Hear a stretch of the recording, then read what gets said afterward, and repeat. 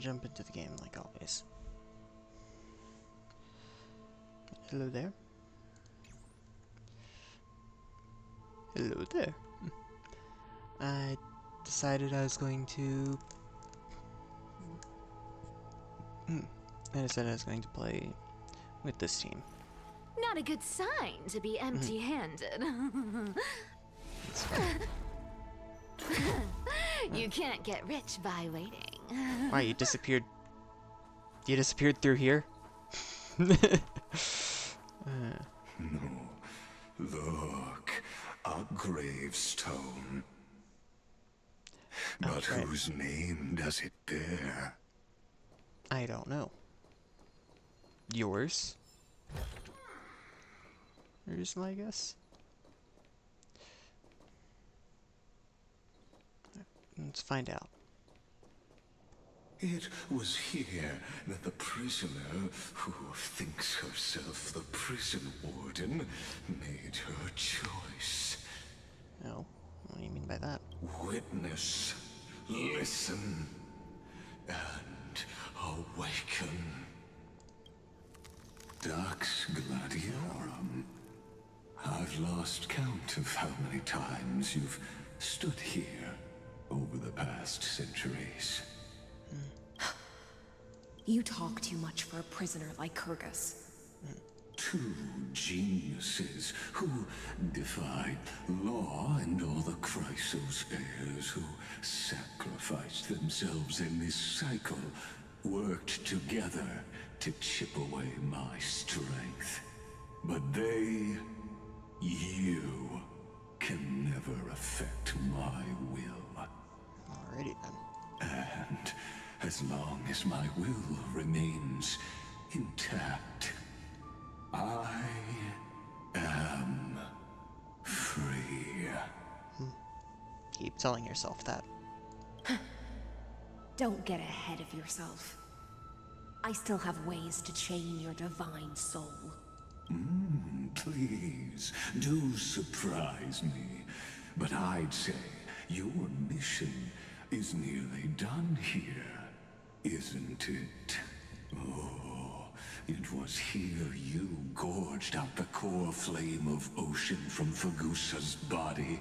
It was here you and that Imperator both completed apotheosis, becoming pillars of Amphorius. And after that, you drove your blade into her heart. A loyal subject turned regicide. A demigod committing deicide. Or so the history books paint that tragedy. Oh, but if that's the truth, then why, after 1,000 years, are you still here, guarding the Imperator's grave? Still bound by loyalty? Come to think of it, perhaps I'm not the only one imprisoned here. Why am I looking down? I just realized it's making me look like I'm looking down.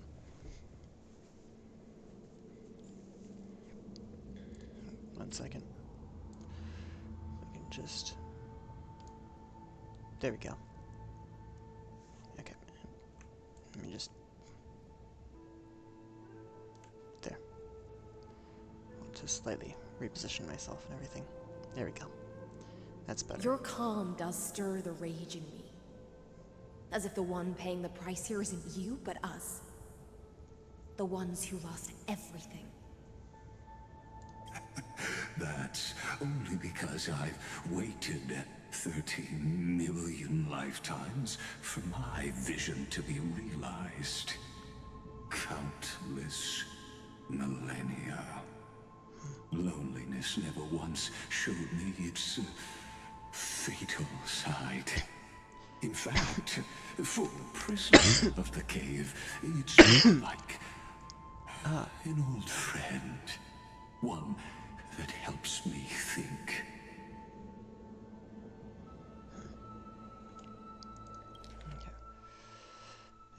I was just thinking to say, it's like, okay, you just said it was 30 million lifetimes, so it's clearly not countless millennia.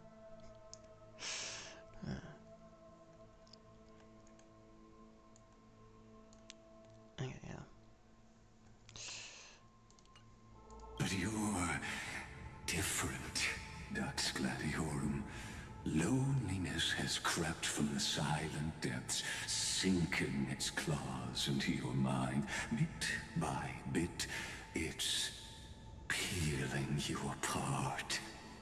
Will you regress into one of those lost mad sirens? Oh, what a shame that would be.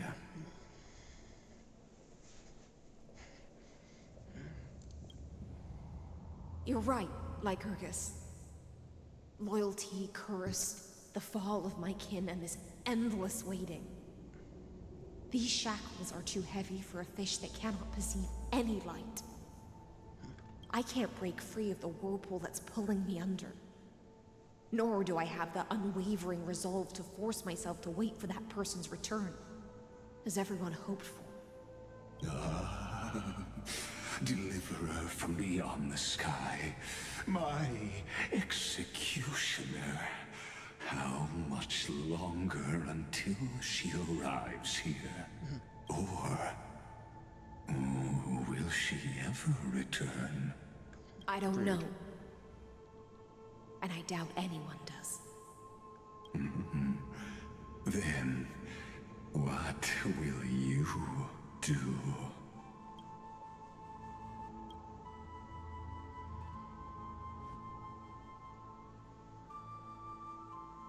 Saridra. This will be the last time I carry out your decree. Ever since you took me under your banner and made me the Dux Gladiorum, my music has belonged to others. Time and time again, I use the siren's song to lure the unwary into illusions for your schemes and strategies. Now, let the siren Electra sing for herself. Let me step into an endless dream of my own making. Oh, great ocean. I offer you the rest of my clarity and my freedom, in exchange for the strength to stand against the nihility and honor the sacrifices of the fallen heroes.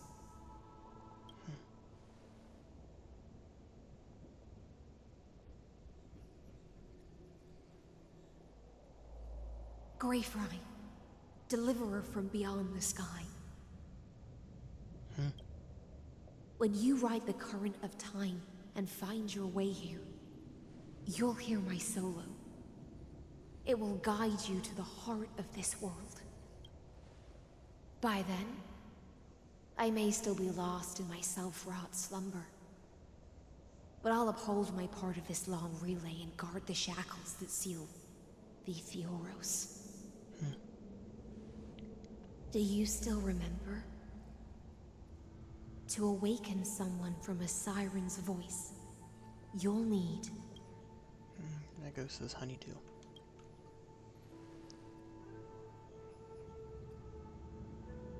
the gift I once gave you. May you still have it when the time comes. When you return, please pour that honey brew upon this grave. It holds the story of all our struggles and sacrifices. May you see it one day. The prelude Amphorius wrote for your return, carried forward through a 1,000-year relay. When your morning ends, I'll likely wake from my dream as well. Then, follow the trail of echoes and find me. Interesting. And together, we'll bring judgment upon the sinner who defiled the erudition.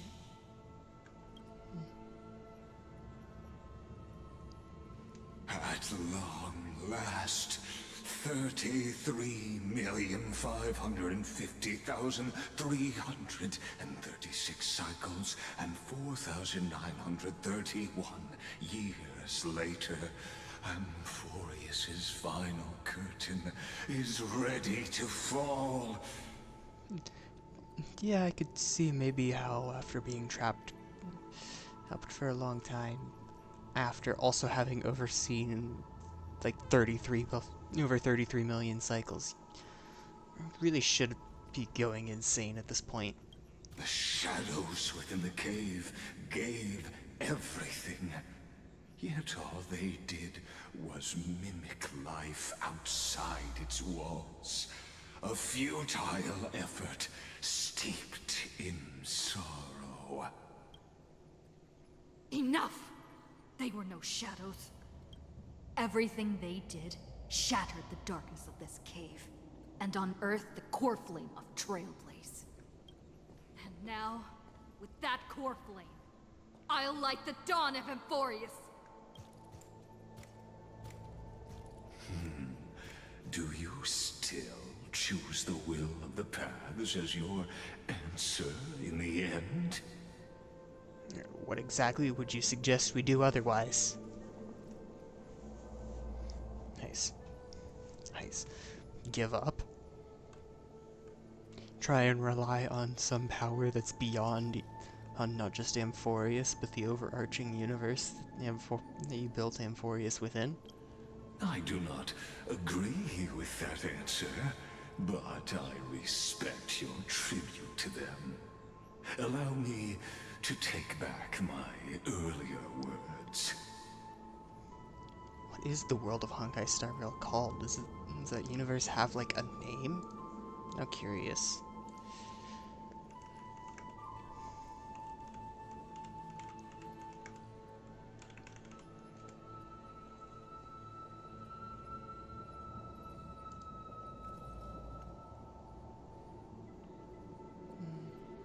The whole series takes, it's like, the whole series of all the different like Honkai, think of like Honkai Star Rail and other stuff, exists in the imaginary tree.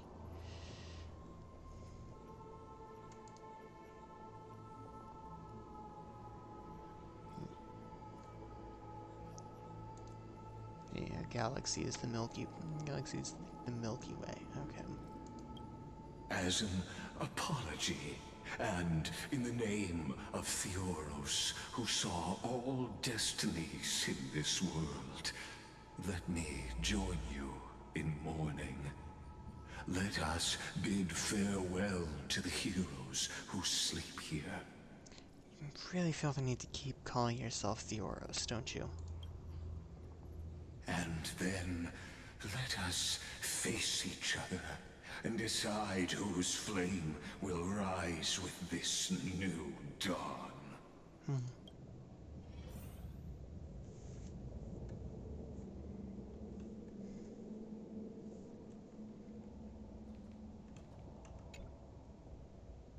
To the Chrysosaurs who gave their lives chasing flame, their fates were not foretold by prophecy, yet they bore no shame in their insignificance. With unwavering resolve, they shed golden blood along the flame-chase journey.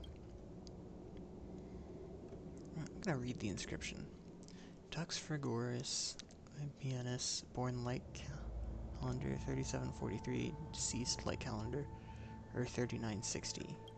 Spermalis Seneca, born light calendar 3749, deceased light calendar 3960. Alexandra 3960. Born calendar Tux Carmina 3853. 3960. Tux Alcolithist 3704 to 3960. The end of the long epitaph. Cerebro the Imperator, demigod of law, deceased, like calendar 3960. Right. I beg for the heroes of the first flame chase journey.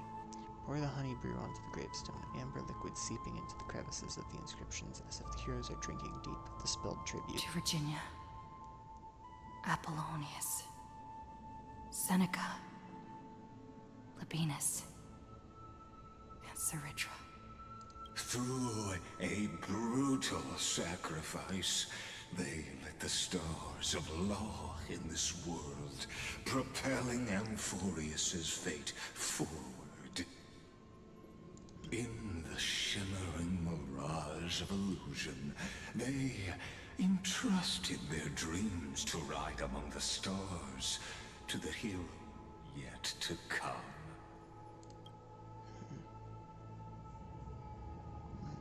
Oh, second flame chase journey. This one's got a lot more candles next to it.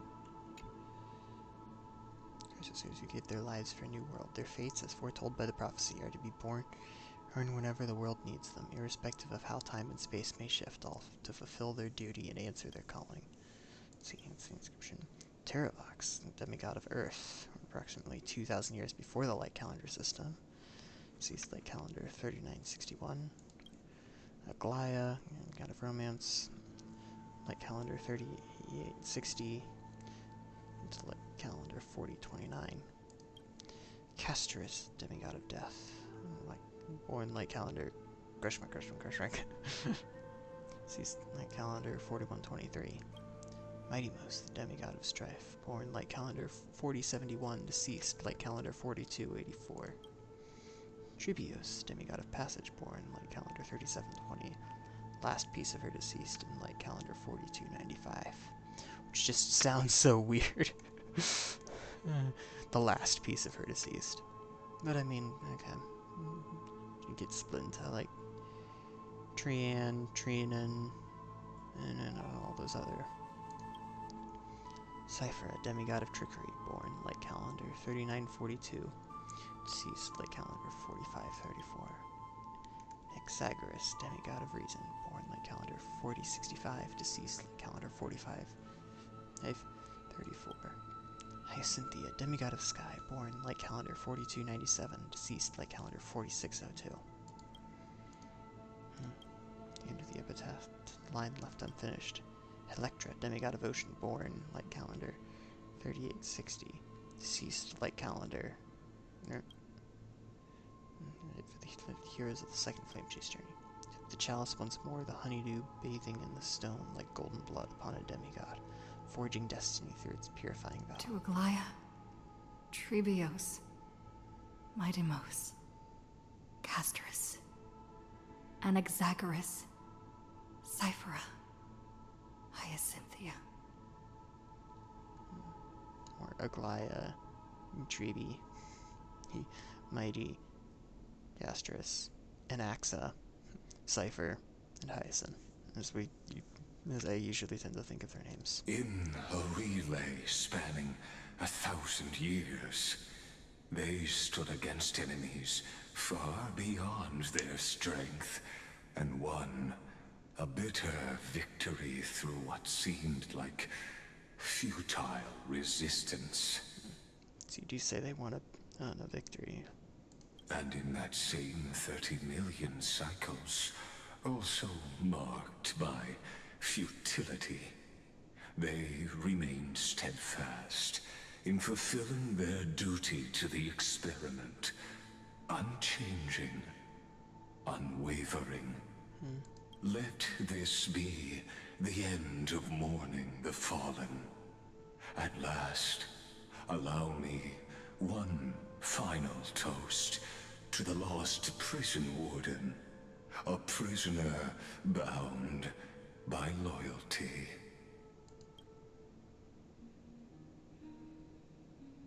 That voice. Could it be? Bathed in the honeydew of Fagusa, she will awaken from her 1,000-year dream and sing the final song of her mission. Hysealans. This tombstone of the old world serves as the anchor of the Siren's illusion, a sigil Electra used to bind herself.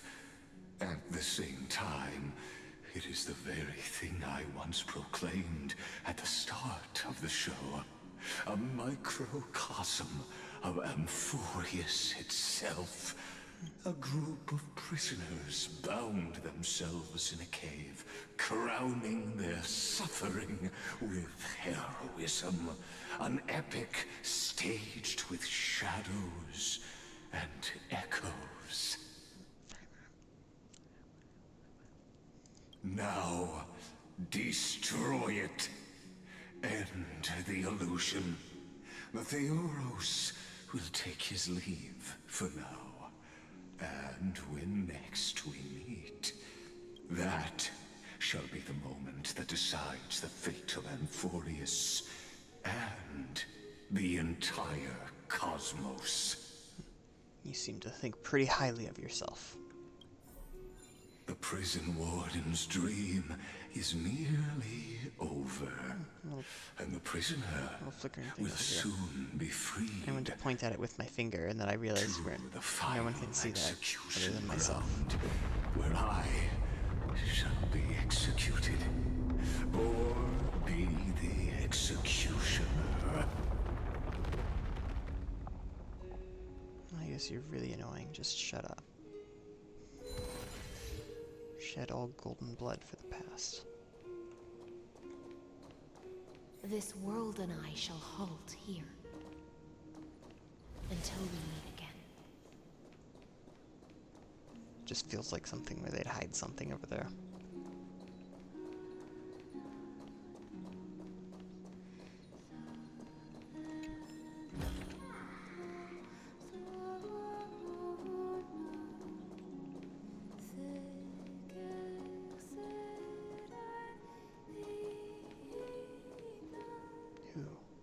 It's pretty cool looking.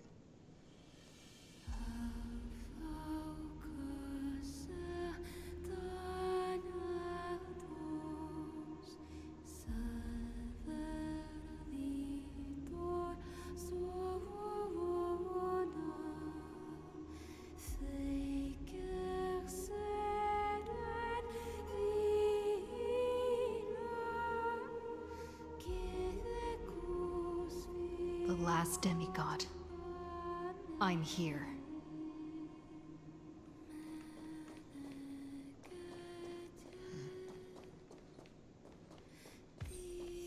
The loneliest one.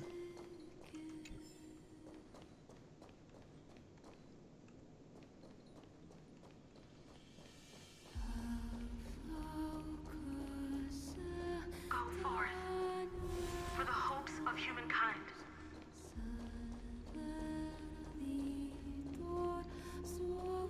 Go forth for the duty of deliverance.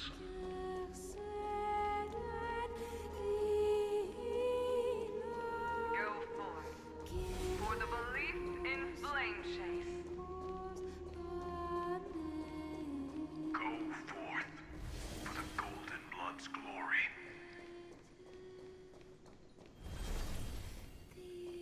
Yeah, I was expecting that to say something.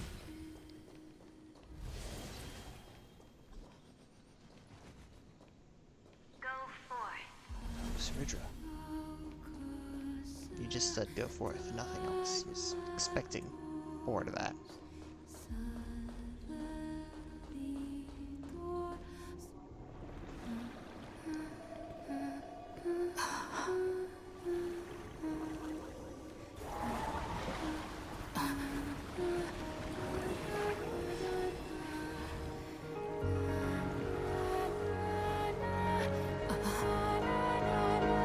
Seems like my feast is over. It's now your turn to perform. Whoa. Was not expecting that.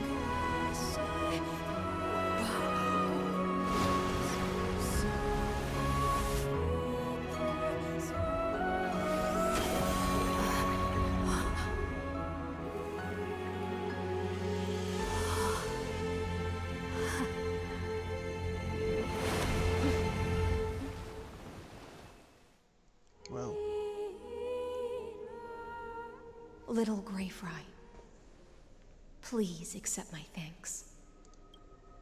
I was the only one left after the world was destroyed. and I maintain this lonesome feast with my songs. I have prayed to that lightless sea for centuries, hoping it would reply to me. Yet the emptiness never answered.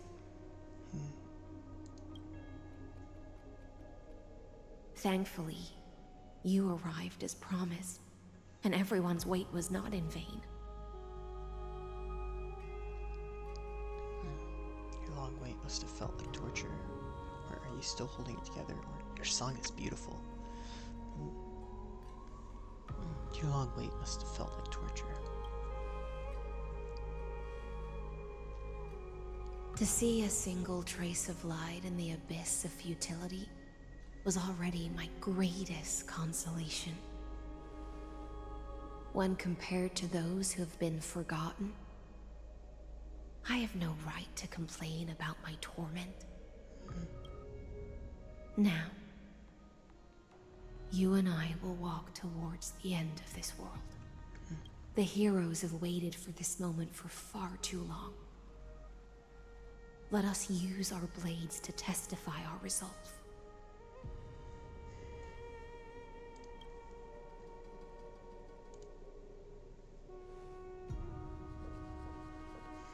Oh, prisoner of the seas. Theoros carrying 30 million cycles of sin. Slave of erudition. Show yourself. The Deliverer has returned, and the time of your execution draws near.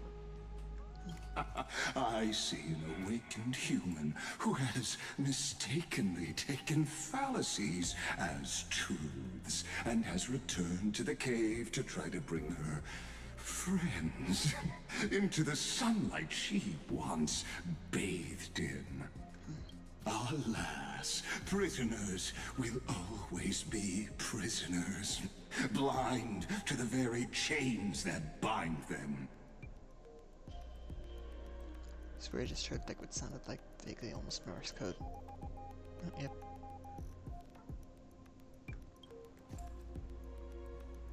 As the only other existence with free will in this world, I express regret toward your choice. But I shall retain your right to express yourself. After all, every actor should have a final line before they bow out. For a narrator, you're awfully talkative. Trust me, this will be the final scene. The last dusk this world will ever see shall become the climax that decides the fate of the cosmos. What an appropriate end. My cognition resides in the exomyth. It is pointless to defeat my avatar, projected into the experiment. My body is the shadow cast on the wall by the fire, and my words are lingering echoes within the cave. I don't know that it's necessarily pointless.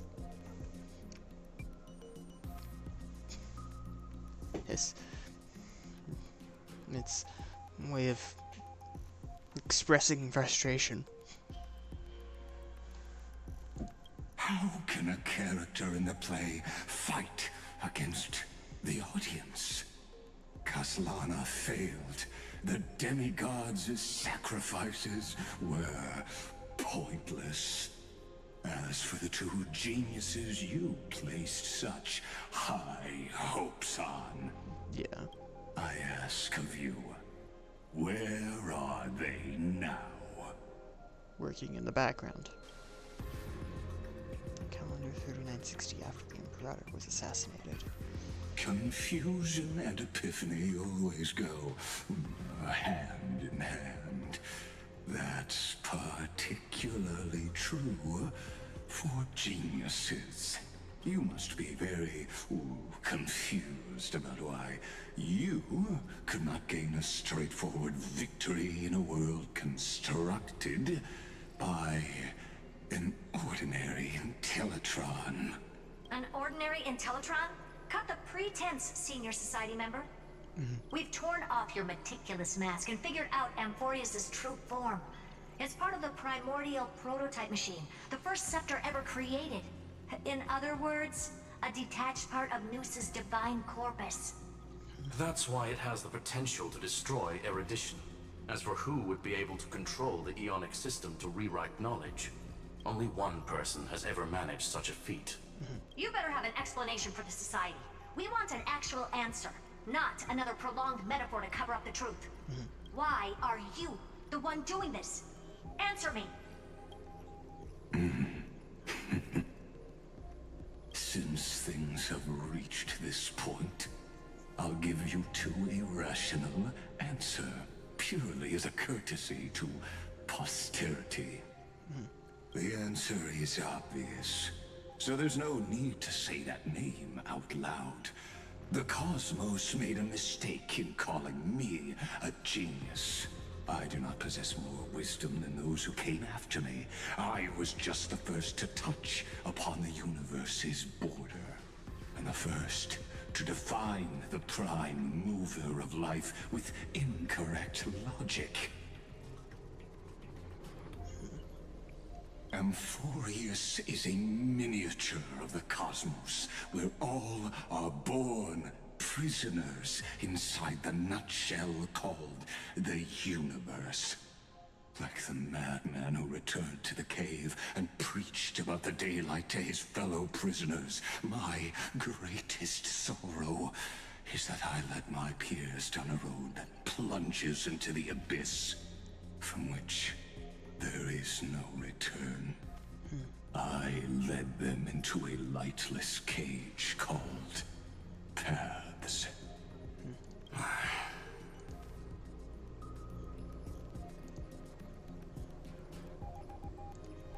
I created a mechanical guard that even I cannot control, and then they became an unparalleled nightmare through their endless extrapolations and evolutions.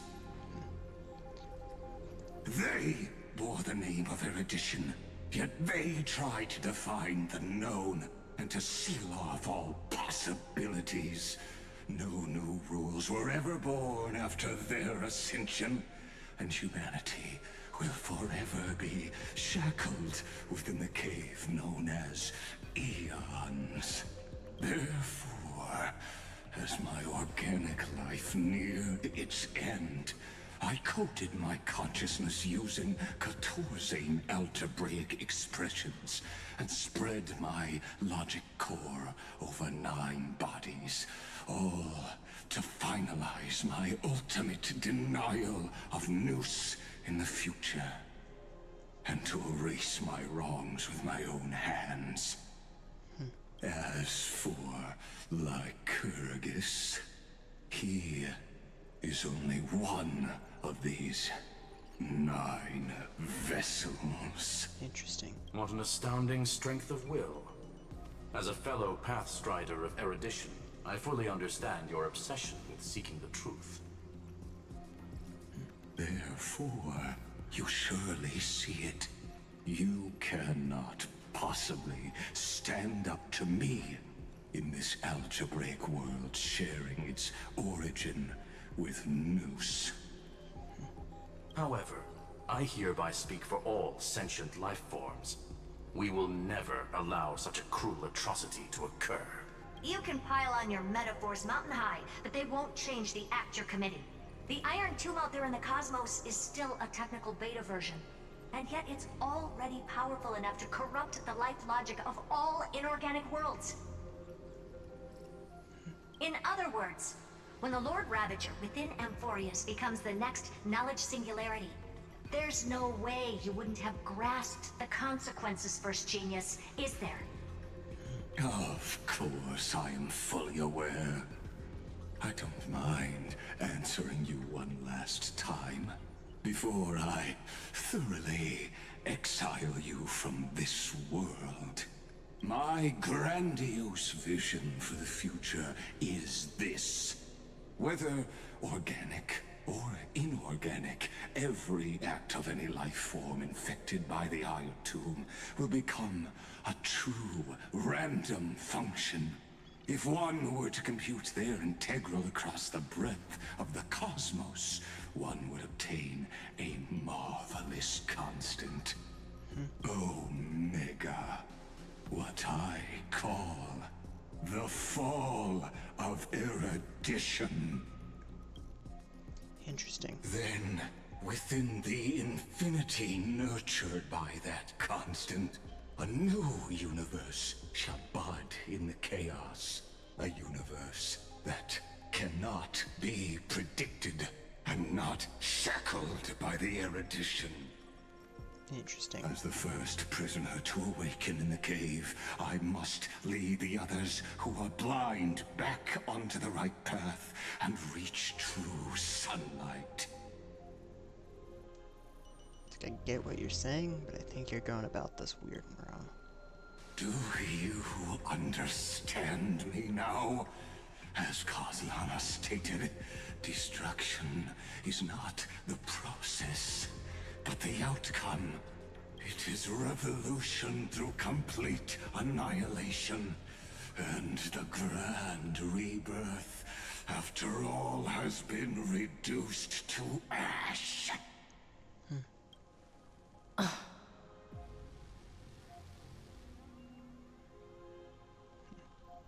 think I'll never agree with your views.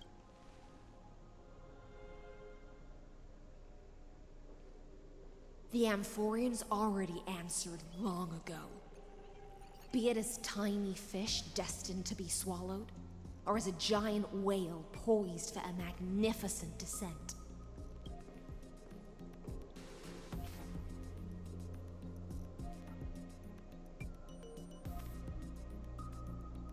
We will all fight against fate till our last breath. That includes me, Electra. Once the Imperator's subject, now the Deliverer's blade.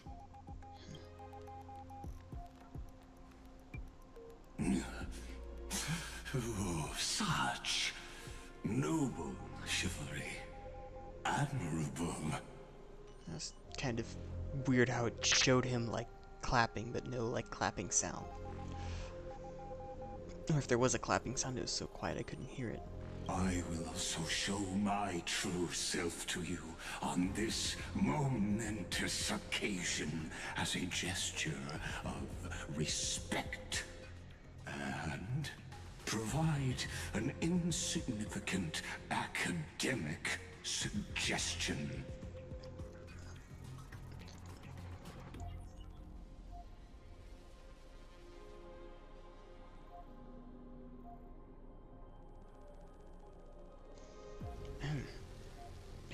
Wow. I just muted myself because I had a coughing fit. And I figured you don't want to hear that. Thus speaks Genius Society number 1. Xandar 1 Kuwabara. The Entelechy of the universe's Alpha and Omega. Okay, yeah. There's no need to rage against the truth. The value of any formula resides only in its answer. As for the process of solving it, no matter how elegant, violent, solemn, or humorous, it is all utterly meaningless. As the Theoros, I will.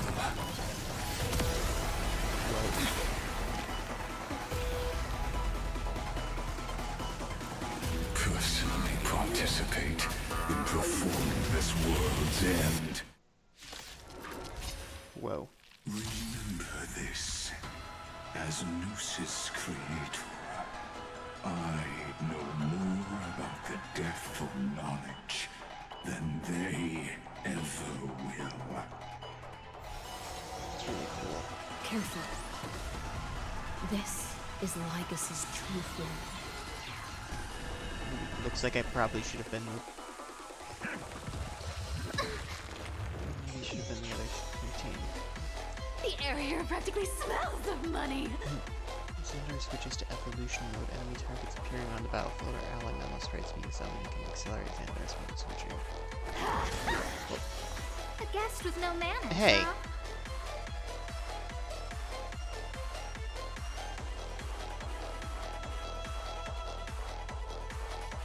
Sure, why not? A gift from the stars. You found me. What a headache.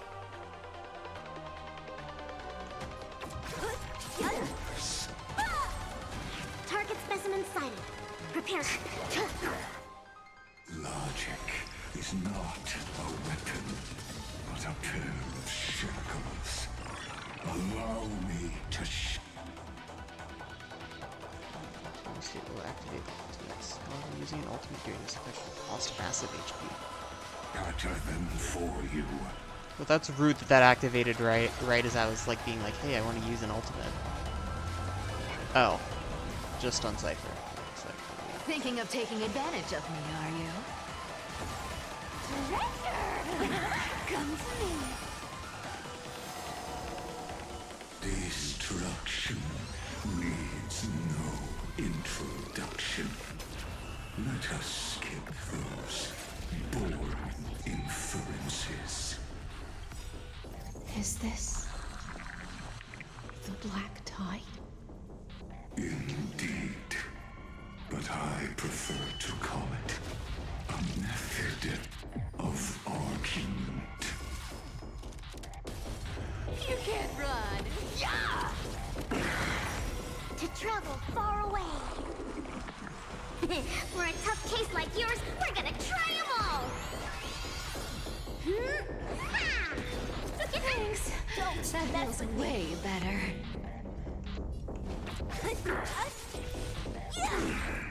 Commencing research. Relax. Sure, Deep just breaths. by yourself. I guess that probably was my right choice. Alright, rude.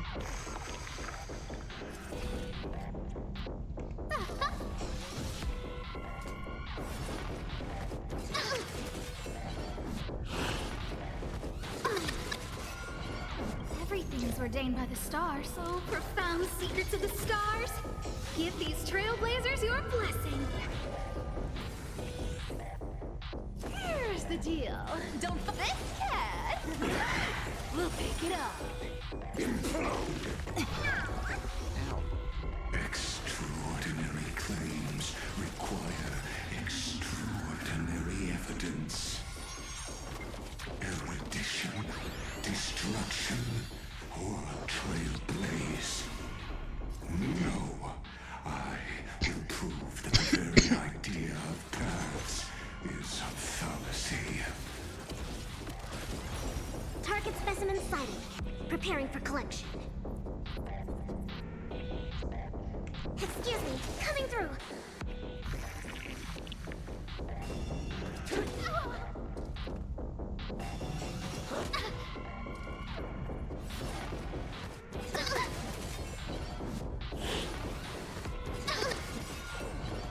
Everything's ordained by the stars, To be able so to max out profound people's secrets speed, of the stars. fast it keeps Give these increasing. trailblazers your blessing. I don't remember inviting you. Look out! Thinking of taking treasure. Come to me.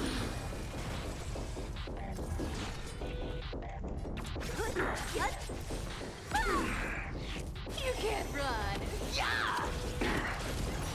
I'll free you from your chains. Disappear among the sea of butterflies. Illusions of the past.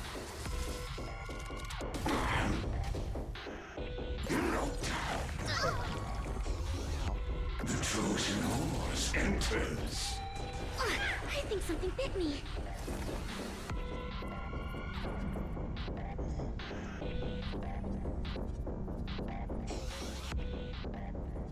To travel far away. For a tough case like yours, we're gonna try them all. Interesting.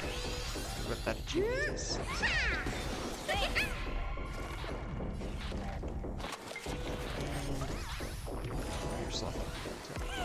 deal. Don't. Pointless. If you say so.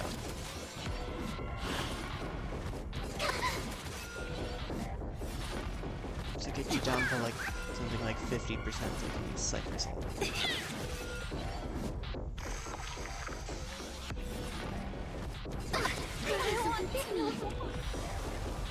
That didn't count. Let's go again. Oh, profound secrets of the stars. Give these trailblazers your blessing.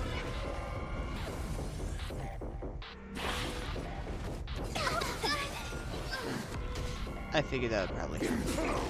I think something bit me. Topology ritual. I can still my sister. Okay. This cat. Okay, let's just... I'm obviously not surviving, so I'm cute just going play to session is see how over. much this is built up. The lie that everyone believes in becomes a reality. Gotcha.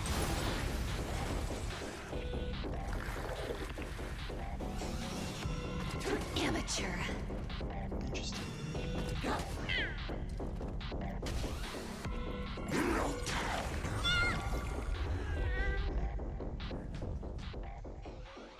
I'm not going to switch to casual mode. I'm gonna switch teams. That's what I'm gonna do. There's something fun over there.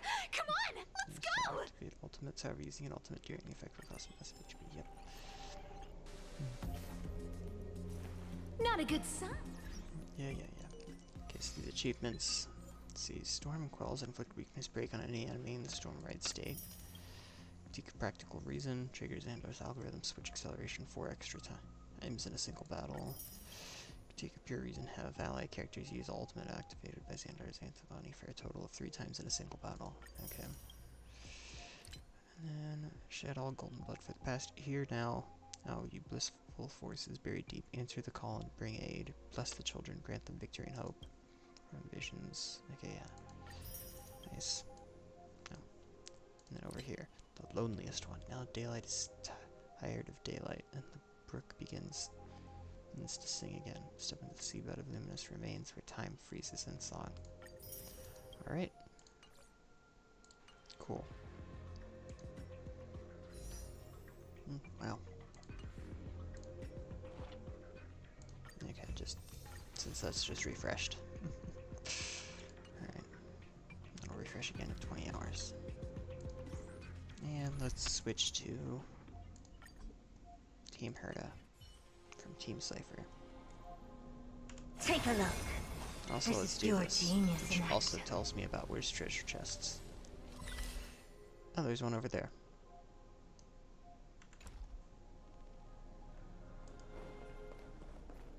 Is it up here? Oh, As the Theoros, I can access it. Do it differently than that.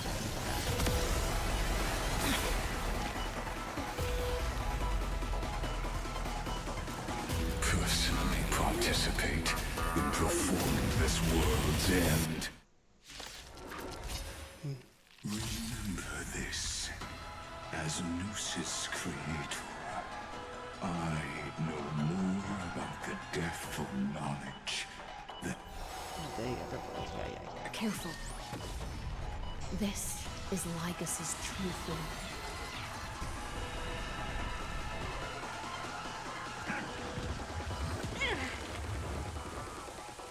Let's try it this other way.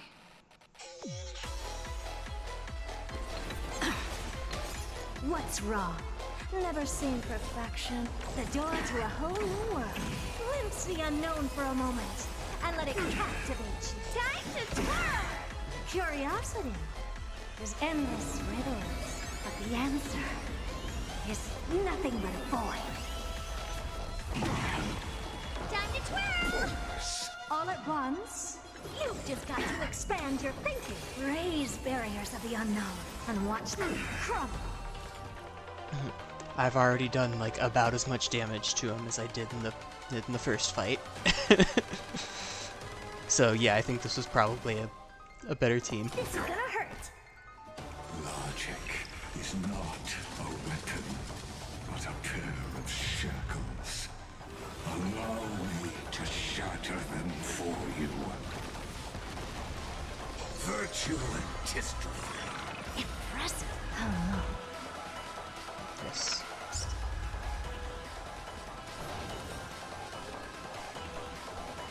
The door to a whole Carries new over world. to the next spot. Glimpse the unknown for a moment and let it captivate you. Mimi! Mimi! You've just got to expand your thinking. Destruction needs no introduction. Let us skip those boring inferences. Is this the black tie? Indeed. But I prefer to call it a method of argument.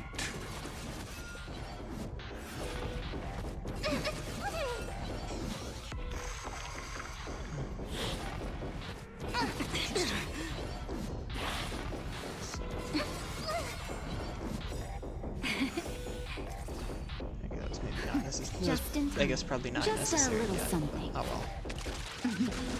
Think nothing of it. Now everyone's full health. Except for Puppet Herda, for some reason. Extraordinary claims require extraordinary evidence. Erudition, destruction, or trailblaze. No, I will prove that the very idea of paths is a fallacy. The door to a whole new world. Raise barriers of the unknown and watch them crumble. Time to twirl! Do you know who I am? Yeah, this is working a hell of a lot better. Wow. Ever see a diamond this big? Oh, it's all yours. Time to twirl! Almost like you were supposed to have gotten Madame Herda and built a team around her. Her hidden trailblazer. Her and probably Puppet Herda too. Maybe 3 of them plus some healer character. Curiosity. Time for a shot. There's a endless riddles, but the answer is nothing but a void. Entities must not be multiplied beyond necessity. I do not mind demonstrating this to you personally. Hang in there. I'll do my best to repel this tsunami of destruction. You've just got to expand your thinking. Glimpse the unknown for a moment and let it... I see it. Target the connector between his thoracic and lumbar vertebrae. Destroy that spot. I'm okay. And there goes Puppet Herda. Oh no, how horrible.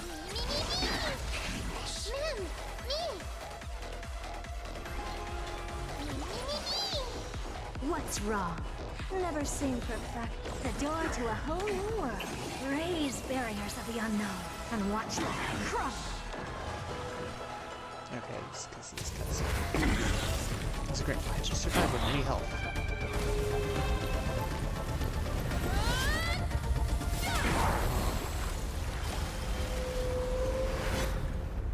There's no way that was pleasant.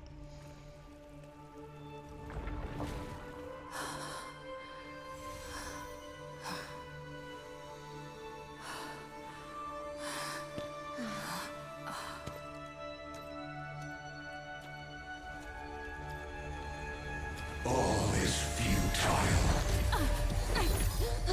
In erudition's calculations, the end of the saga is simply a comment awaiting deletion.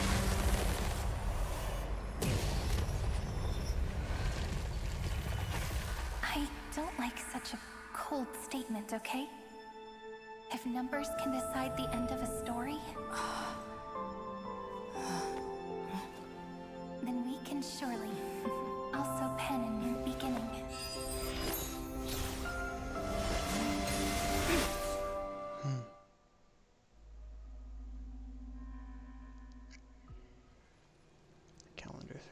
60 after the feast. Screwy, what do you think?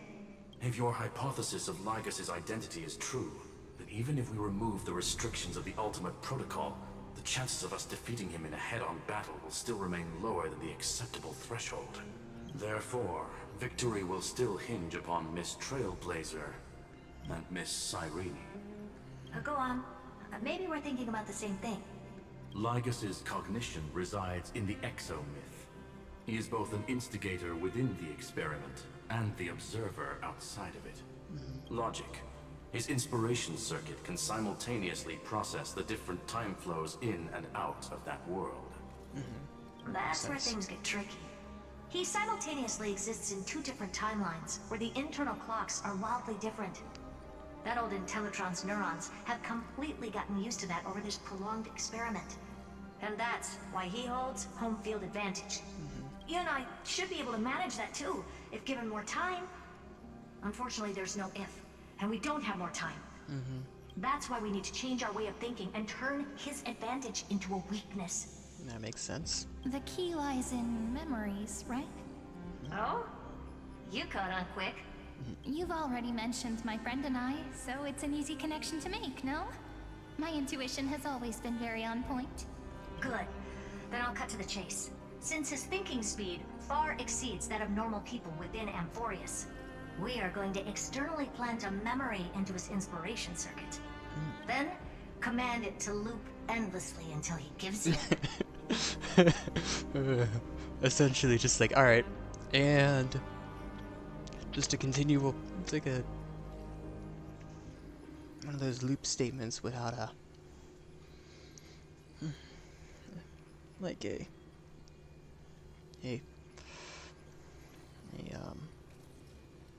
see if I can think of how to show this.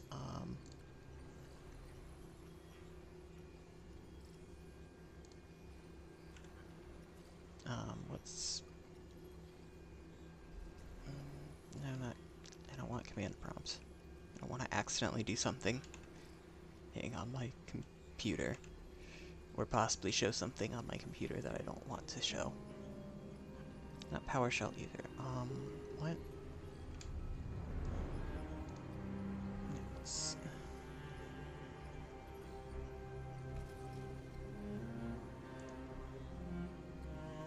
There you go, Atom.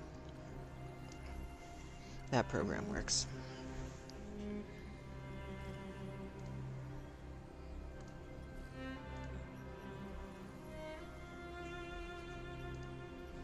Okay. New window. Let's close that window.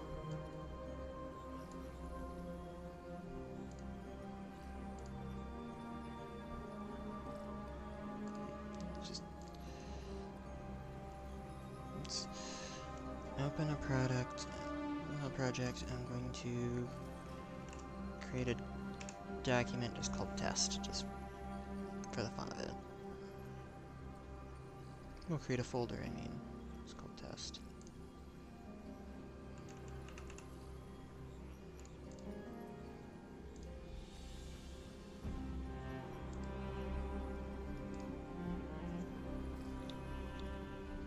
And I need to go with, I don't know, test dot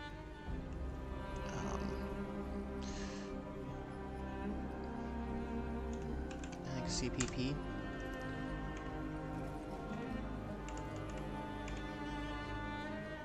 Yeah, this looks okay.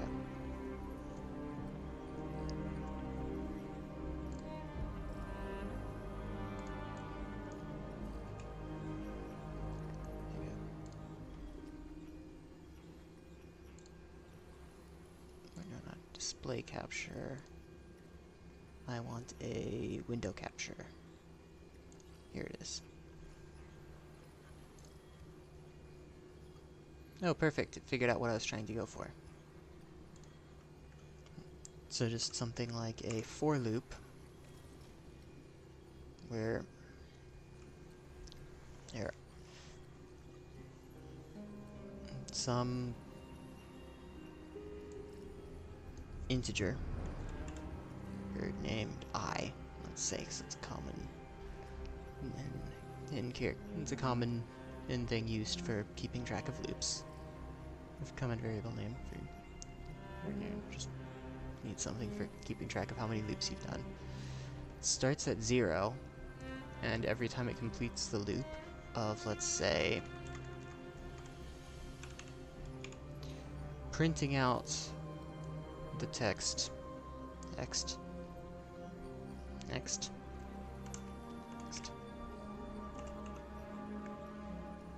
I guess is a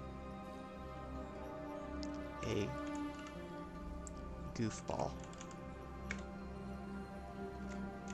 Oh, and then this is a new line character. Just for the fun of it, let's just say it does that. Every time it's like every time it goes through it, you plus, meaning it adds 1 to this I.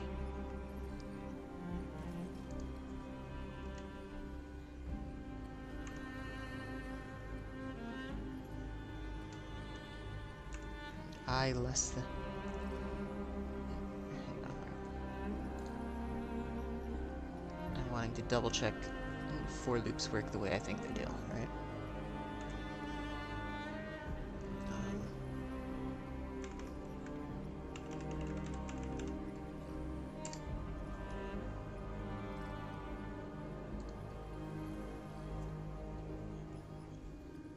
Okay, yeah.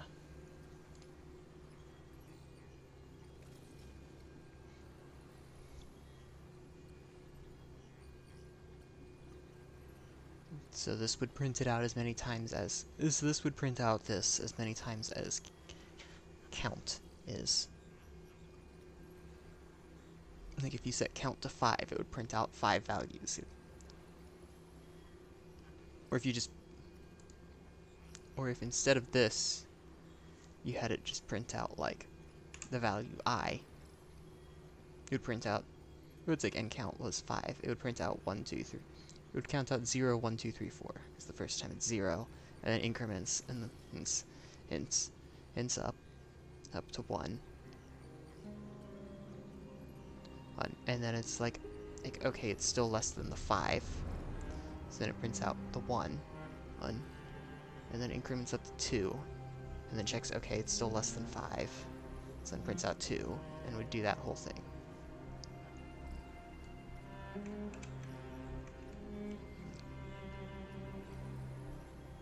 So like it would print out 5 copies if you put 5 here. If you said it was as long as I was less than 5. But if you said if I was greater than -5, well, guess what? It started out as 0, and each time it's adding, it's going up to larger and larger sums. Meaning no matter what you do, it's always going to, no matter how many times it increments, it's going to stay greater than -5. Until, because this is integers and whatever, integer overflow. But that would be at like instance several billion.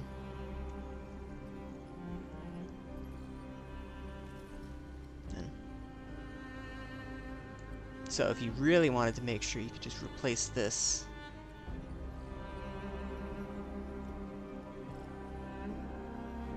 with some, it's like with just like true. So it just always runs. And you don't have to worry about integer. You don't have to worry about like, oh, once it reaches whatever it is, like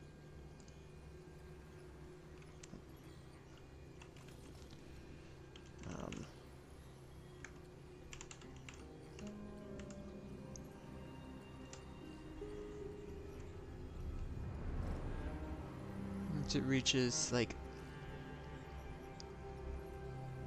2 to the power of like, it's like if it's 32-bit. It's like if I in the integer is stored in 32-bit, hit, and basically 2 to the 31st power minus 1 on. And then when it adds 1, it then becomes 2. It then becomes 2 to the 31st power. Oh, it then becomes negative 2 to the 31st power. The negative of 2 to the 31st power. And then it cycles back down. And of course that's with the idea that we didn't declare this as what's it good? That's the idea of this being an integer, like a regular integer, as opposed to a what's it called?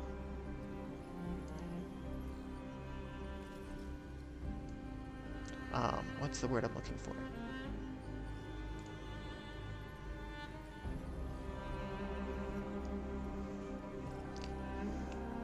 Oh, come on.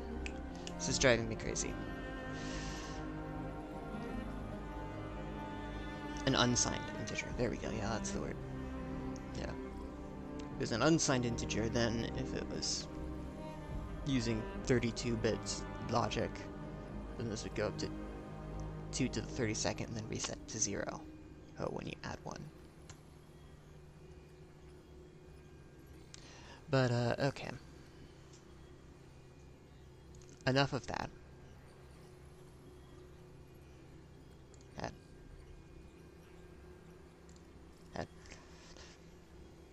Even the most flexible and sturdy inspiration circuit cannot withstand the traffic of a full-on information flood. When the amount of information exceeds his cognition filter's capacities, he will have no choice but to focus on processing this memory. Mm-hmm. That makes sense. That's when the parallel processing advantage he gained via Amphorius will completely destroy him.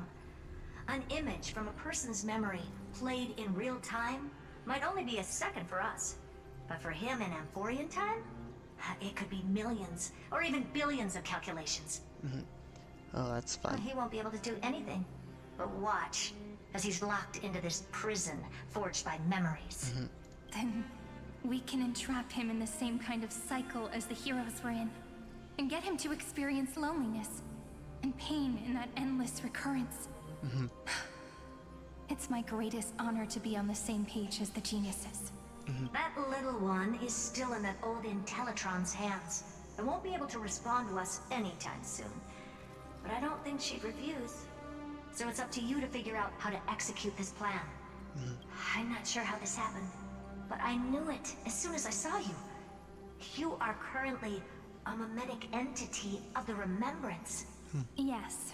I seem to be something you folks beyond the sky call a memo sprite. But that's fine by me. It suits me perfectly. I can serve as the vessel of memories, and do my part for the final battle. But before that, we have to tell you. No?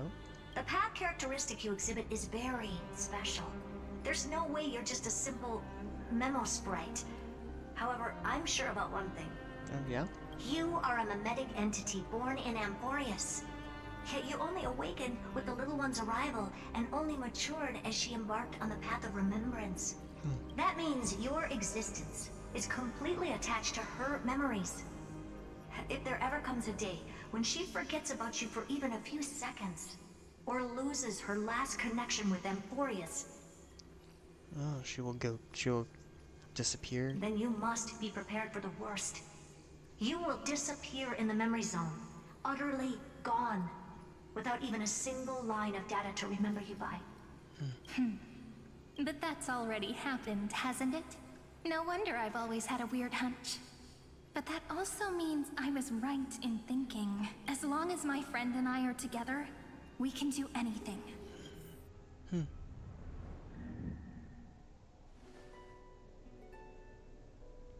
Oh.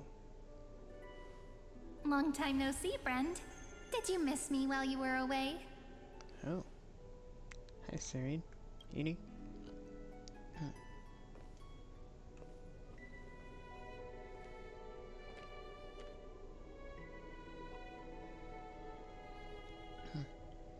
Of course I missed you. It's good to see you're doing well.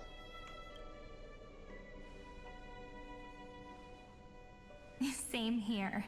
I've been waiting for you for 1,000 years. That is a long time. Like how everyone in Amphorius was also waiting for the Deliverer's return. You probably already knew about the genius's plans for that memory. I had to hide really well in a corner in time so Lygus wouldn't find me, and wait for the right opportunity.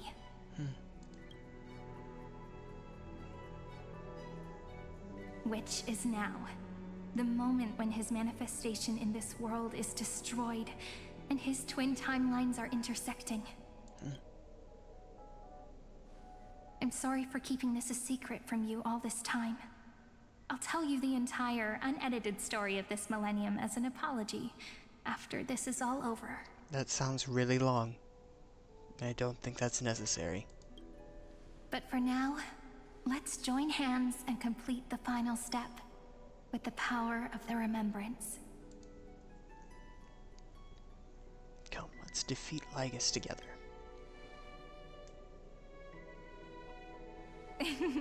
Yep. By the way, speaking of joining hands... Yeah?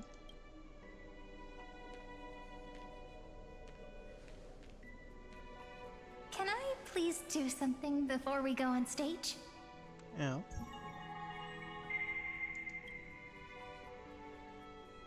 Remember the joke we made back at the Grove? What joke? Look! Aren't my hands pretty now? What a fascinating feeling. Like countless memories all swelling up at once. What about you? What did you feel when we touched each other? I feel very tangible, very real. Really? That makes me really happy. If memories can move people, then it must have been a happy memory, right? Now, please remember what you're feeling right now. Write it down in your heart and keep it there. Memories you want to treasure will never fade away. Even if immersed in the long river of time, these memories will still leave traces of their existence. So, if the view in your memory ever grows fuzzy, just reach out and touch it. It's like reading bedtime stories together at night. It wipes away the chill of passing time, sharpens the outline of memory, and restores its power to nourish the spirit. Now, I'll carry this power with me, and for a little while, I must part from you, as I step into the long cycles of this world. Give me your blessings, friend. Then, let that bright future be, as we have written. Then, I'll leave it to you.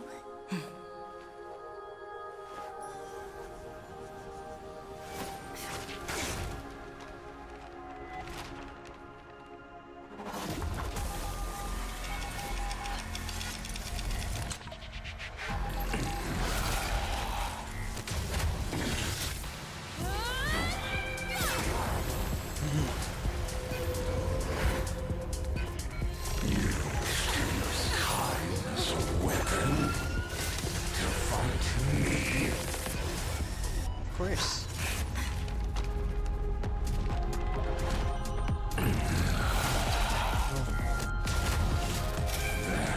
Is futile. My existence supersedes Amphorius' cycles.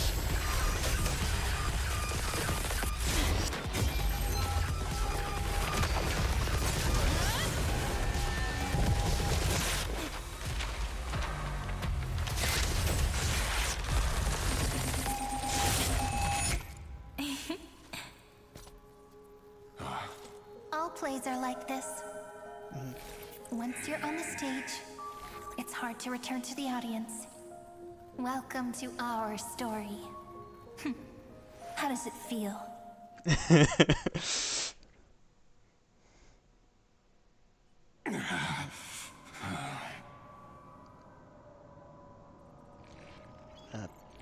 Hi. No thanks.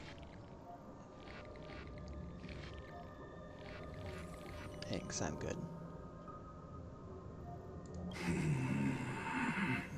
Even the authority of Time cannot command the entire scepter, nor can it plunge the Amphorian extrapolation into a loop.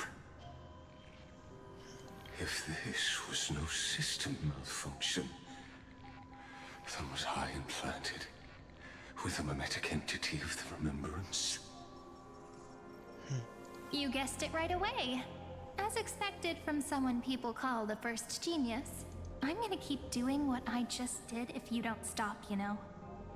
My friend and I won't allow you to leave this memory, no matter what happens. Which means you are now trapped, Lord Xandar. An elegant idea, and an exquisite execution. Regrettably, it is you who are restrained by time, not me. What do you mean by that? Know that patience is my greatest weapon. Waiting and victory are the same for me.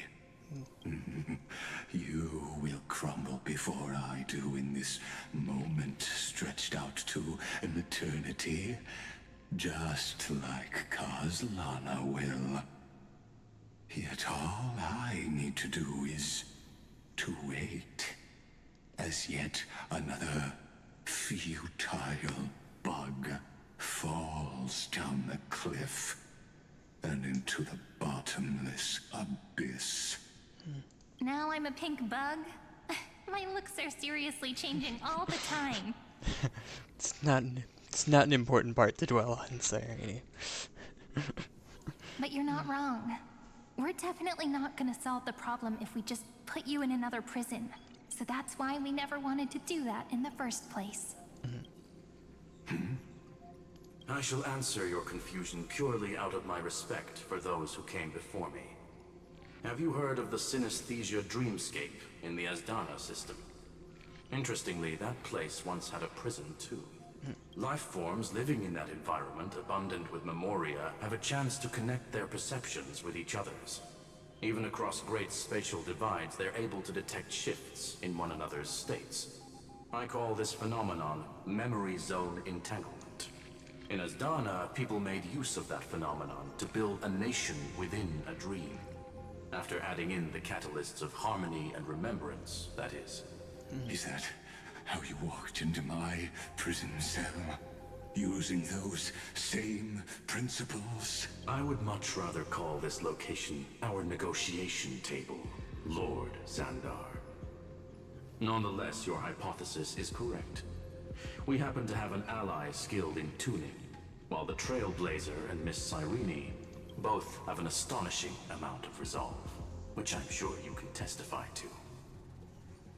I am also sure that with the support of such a resolute memo sprite, our conversation can last for a long, long time. I'm the best at listening to stories, you know? I'll leave the exciting clash of the erudition to you two geniuses. A brainstorm? I like it. And it's 2 against 1? Well, I like it even more. Let's talk, Xandar. Take a guess. How much do you reckon we can dig out of your brain before the next second? And how many ways can we find to deal with you? Besides, in your current predicament, there's no way you can take our trump card away. Go, little one. Go. Overturn the Era Nova. Like Hergus disappeared? It seems you had conducted a secret hunt in the depths that even I cannot reach. Guess you could say that. In that case, go. Swim onward and give this campaign a fitting end. I shall send you off with my song, Greyfry. May this song penetrate time and become the prelude to the new world. Name Mythos, name Logos. God of Vengeance.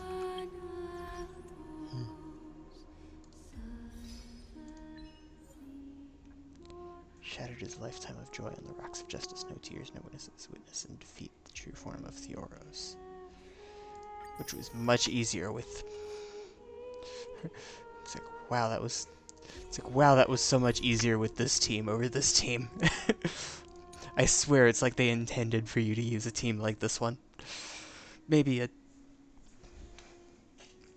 maybe a different character in this spot instead of Natasha, but you know. The point is, it feels almost like they intended for you to use Madame Herda, Puppet Herda, and Remembrance Trailblazer, and then someone with healing powers.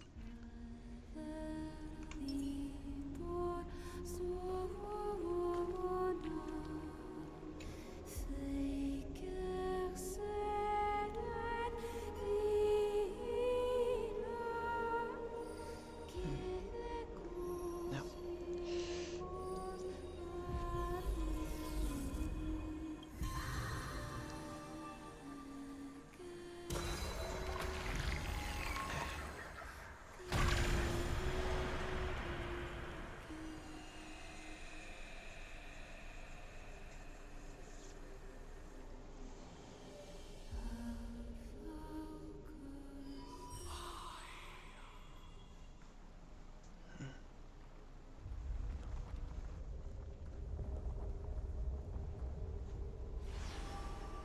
Whoa. It's an experience.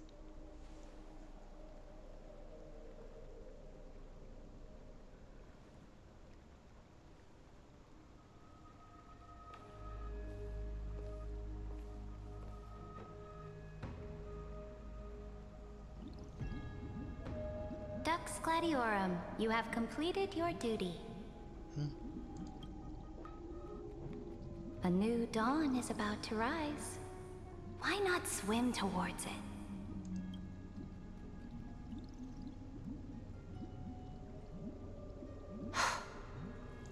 You died long ago, Imperator. Depart from my mind. But your duty towards the Imperator did not die with me. That duty will bind you no more. You will be able to hold for yourself one grandiose feast after another in the endless days to come. So go. Go and swim towards that ocean beyond the sky with the Deliverer. Is this? A page out of that sidekick's book. I commanded her to gift this page to you when everything finally reaches the end. What's on this page? Memories. Lifelike memories. That sidekick found me after the bloody feast 1,000 years ago and showed me her diary. I saw within that notebook.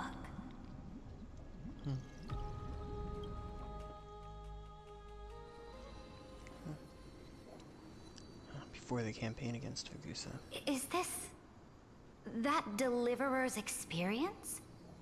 It's truly immersive. You know, there's Castris, Trailblazer, and Treeby, and, frick, what's his name?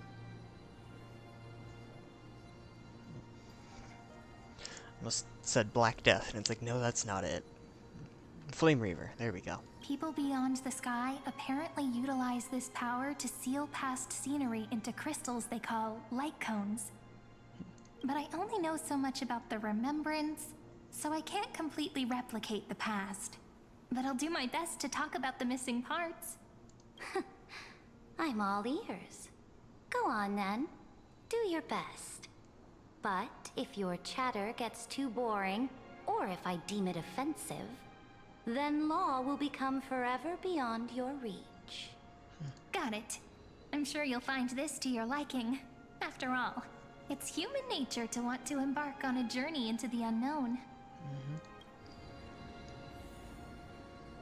Interesting. Playing as Saridra here.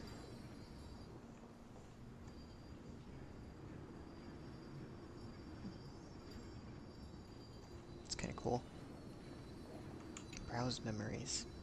What brightly colored annals. The journey of the Deliverer's conquest.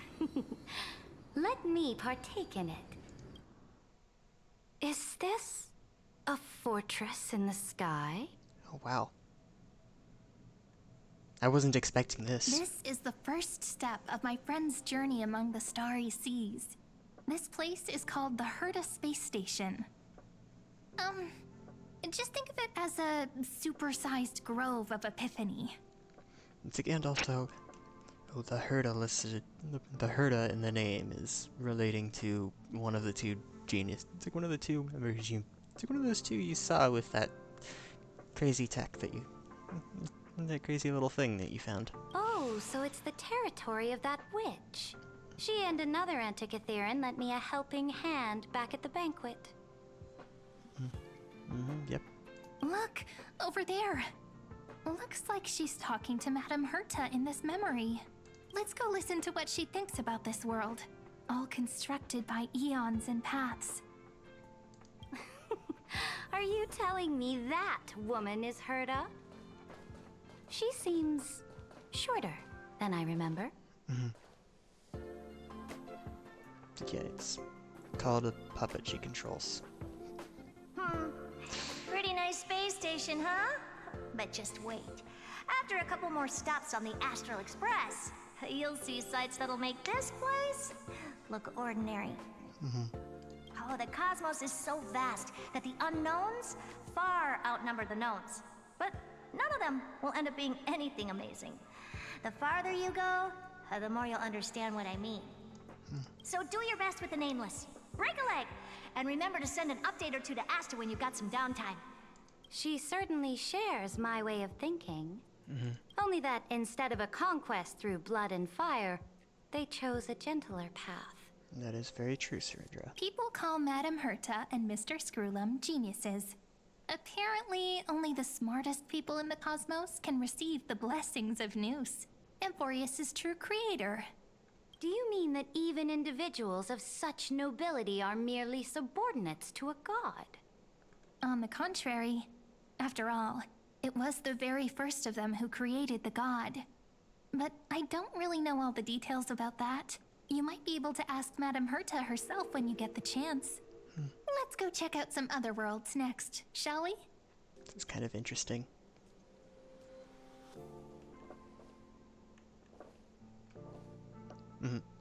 About the same height.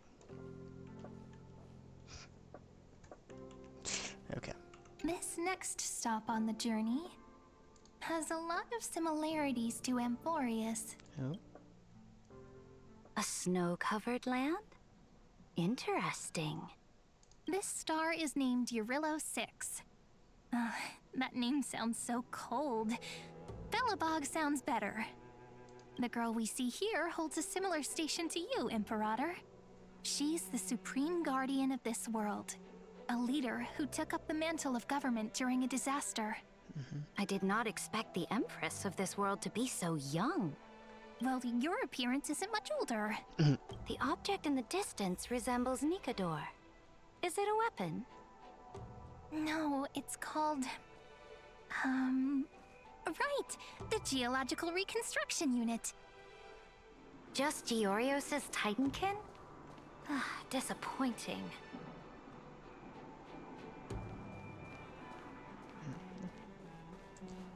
Himiko and March. And why do they let us run all the way this far? It's kind of silly. But I'm going to run this far just because they let me. Like, why didn't they stop... That was weird. It's like, why didn't they stop people, like, at the top of this bridge instead? Seems rather pointless and silly to let people run all the way down to the bottom of the bridge. It's all thanks to you that we survived the crisis. The collaboration with the IPC is both an opportunity and a challenge. Nonetheless, it's an important step in our journey back into the universe. Didn't mean to leave my mouse on the text. This world was sealed beneath its sky just like Amphorius was, and they only managed to reconnect with the stars when the Nameless arrived. That IPC she spoke of, is it a more powerful organization? Yes, the IPC conquered many worlds through trade, and opened up a vast territory that way. There are many such powerful alliances beyond Amphorius, and they all walk on roads different from the destruction. Coming back to the Supreme Guardian and her Belobog, Didn't they find a peaceful way to enter the interstellar community? That cannot be true. That IPC would never have grown so big on trade alone.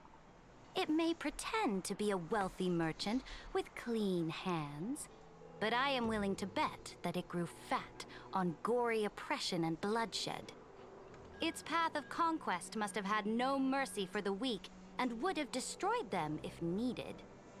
Are you telling me that this snowland never thought about tossing its dignity to the wind and kneeling to the IPC?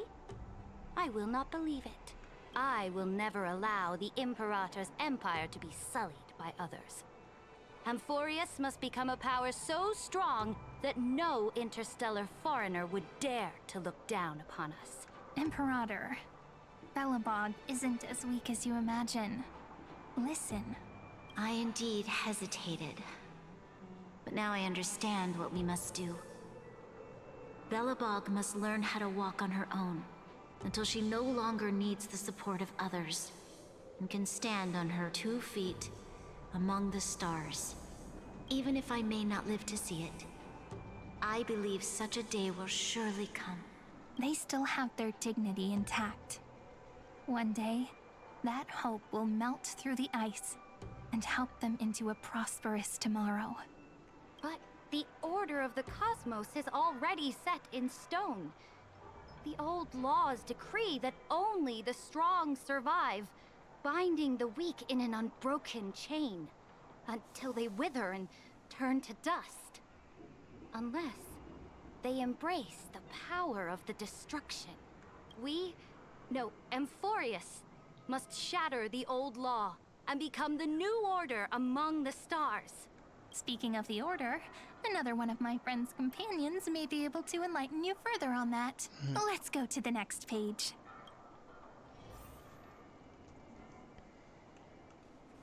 Yep, speaking of the This Order. next world is a nation of dreams.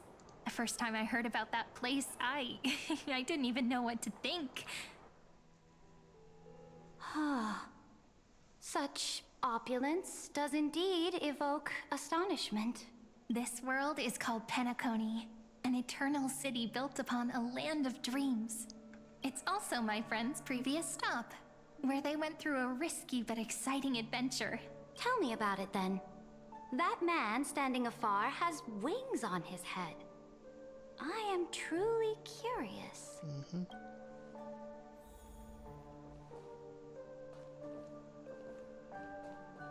Okay, let's hear in that far. Interesting. I wish to gaze upon the views of the Reverie Hotel one more time. I'll be just a traveler when I come back here again. And perhaps, through a traveler's eyes, even the things I once knew so well will feel strangely different. Penacony is a land of the harmony, where all dreams and hopes merge and combine. It believes in unrestrained freedom, and that's how it lost itself in shallow delights. Then, this young man before you chose to rewrite its laws, using the power of the Order, hoping to shape a dream-bound paradise of perfect happiness. Yet, the paradise of my dreams remains far away. Perhaps a brief journey with the Nameless can show me more possibilities in my search for paradise. As for what Penacony should look like, it'll be up to her. No. Up to their trailblazing now. It sounds like this ideal kingdom is no more. That's right. The people chose to wake up at the end. You can't see tomorrow when drowning in sweet dreams. This individual's law acknowledged only gods and constructs, leaving no space for humanity. And yet, the fact that he could accept defeat and resume his journey shows a rare self-awareness and clarity of mind. You are also very self-aware, Imperator. Then you must know that the world promised by the destruction also has no place for humanity. I am indeed very aware of Lycurgus's honeyed words of deceit. I have seen enough. Take me back. Oh, you didn't want to visit this? You don't want to visit the Xian show?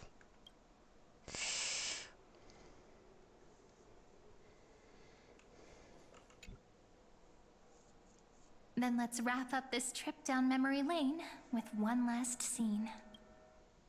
This absolute wonder. Isn't it pretty? That's our Amphorius. Our world flows and meanders in this endless band of light. Though we were born from the designs of the gods and are not yet truly alive, the Chrysos heirs of Amphorius still chose to stand against fate and carved a legend no different from that of humankind. Will you really renounce the heroes in this world's previous 30 million cycles, Imperator? Including even yourself.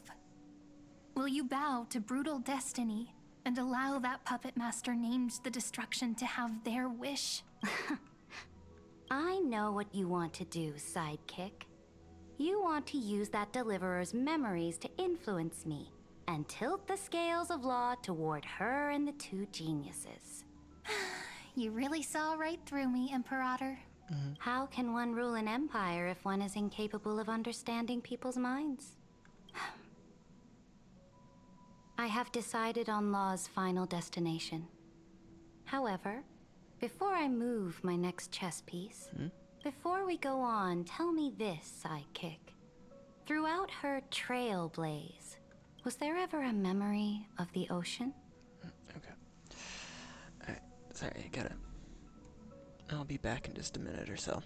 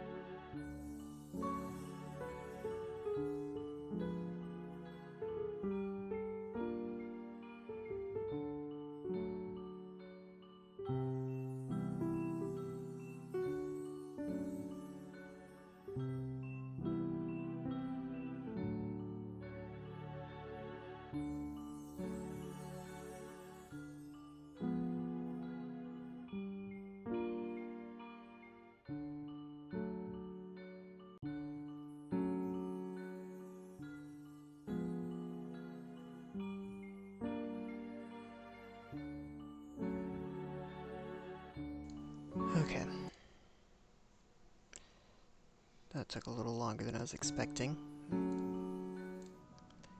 Okay.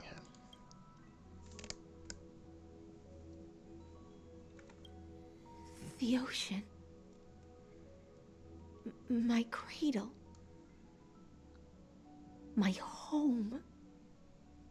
You shall complete your conquest in the ocean at the boundaries of this world, and eternally slumber in the sound of tides. You shall eternally slumber in the sound of tides, and complete your conquest in the ocean at the boundaries of this world. Our prophecies aligned as flawlessly as a sea snake circling upon itself. An elegant loop, like a joyful hymn, like the circulating ocean current, like our two fates, like Amphorius itself.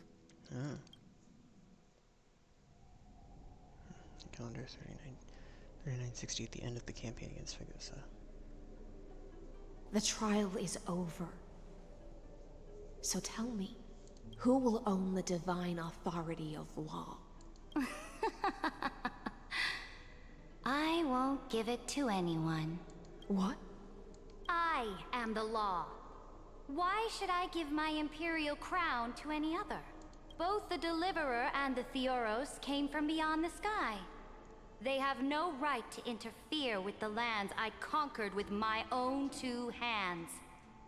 The law of Amphorius shall be determined by Amphorius's master. What exactly did you see in the trial? Everything. I saw everything regarding the rules of this world's operation. I saw the laws of extrapolation that Theoros spoke of. I saw the ultimate protocol. As long as I offer a sacrifice of equal weight, I can rewrite the laws of this world according to my will. I can turn good into evil, ugliness into beauty, and weakness into strength. Interesting. Fate gave me a very fair deal. One rule change for the life of one demigod. What are you planning to do? You can't guess. We can conquer the stars without relying on any power from beyond the sky. We just need to make some reasonable sacrifices. Your ambitions have already made so many people give up their lives for the law. And you're still not done? I am determined for Amphorius to stand on her own 2 feet among the stars. You are beyond reason. You think such a simple and hypocritical statement can justify your atrocities. There's no new without destroying the old. That's what you consider an atrocity? Ironic, for that is also the unchanging law of Amphorius's revolutions. Ever since the Flame Chase prophecy resounded in the distance, fate has decreed for the Chrysos heirs to ignite our blood and illuminate this dark age.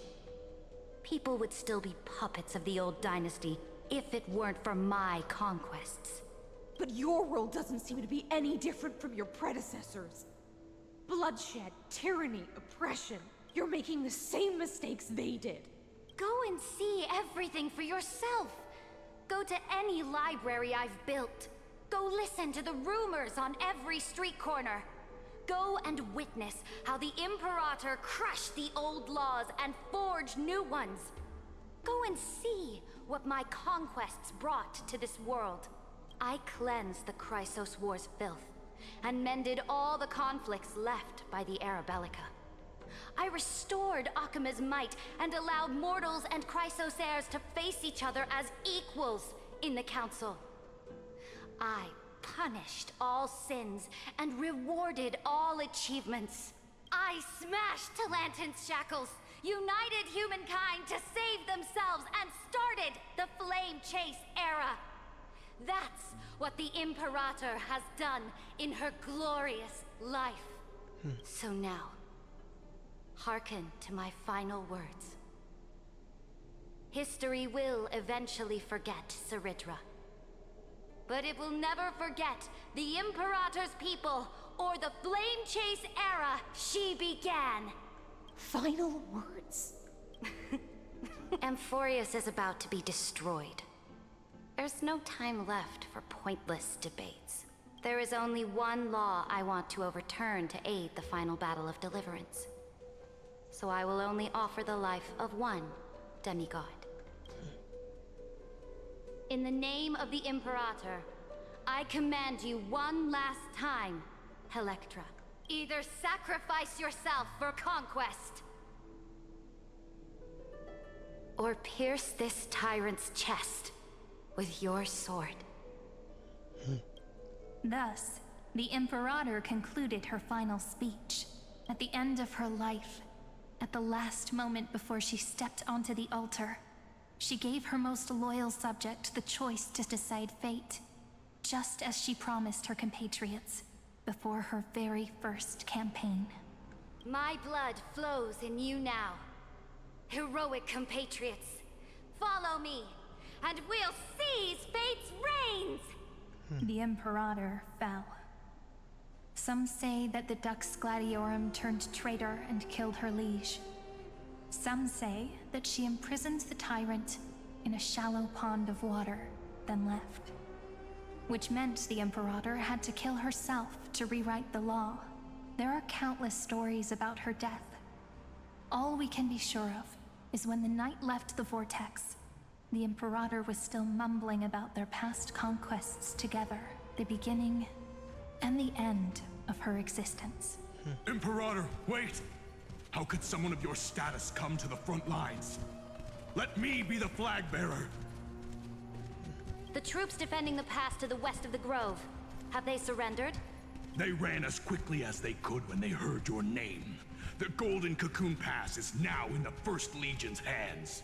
Good. What about the Delosian militia?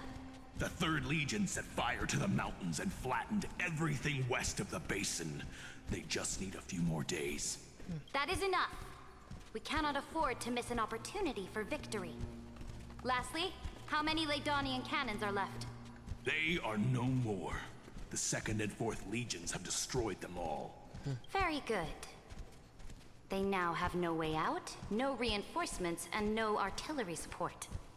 We will be able to liberate the Grove of Epiphany in the blink of an eye. We will launch the final charge 1 quint after the curtain fall hour tomorrow. Remember, as long as the Alliance's flag still flies on my shoulders, you must keep moving forward. Take no prisoners among the enemy's soldiers.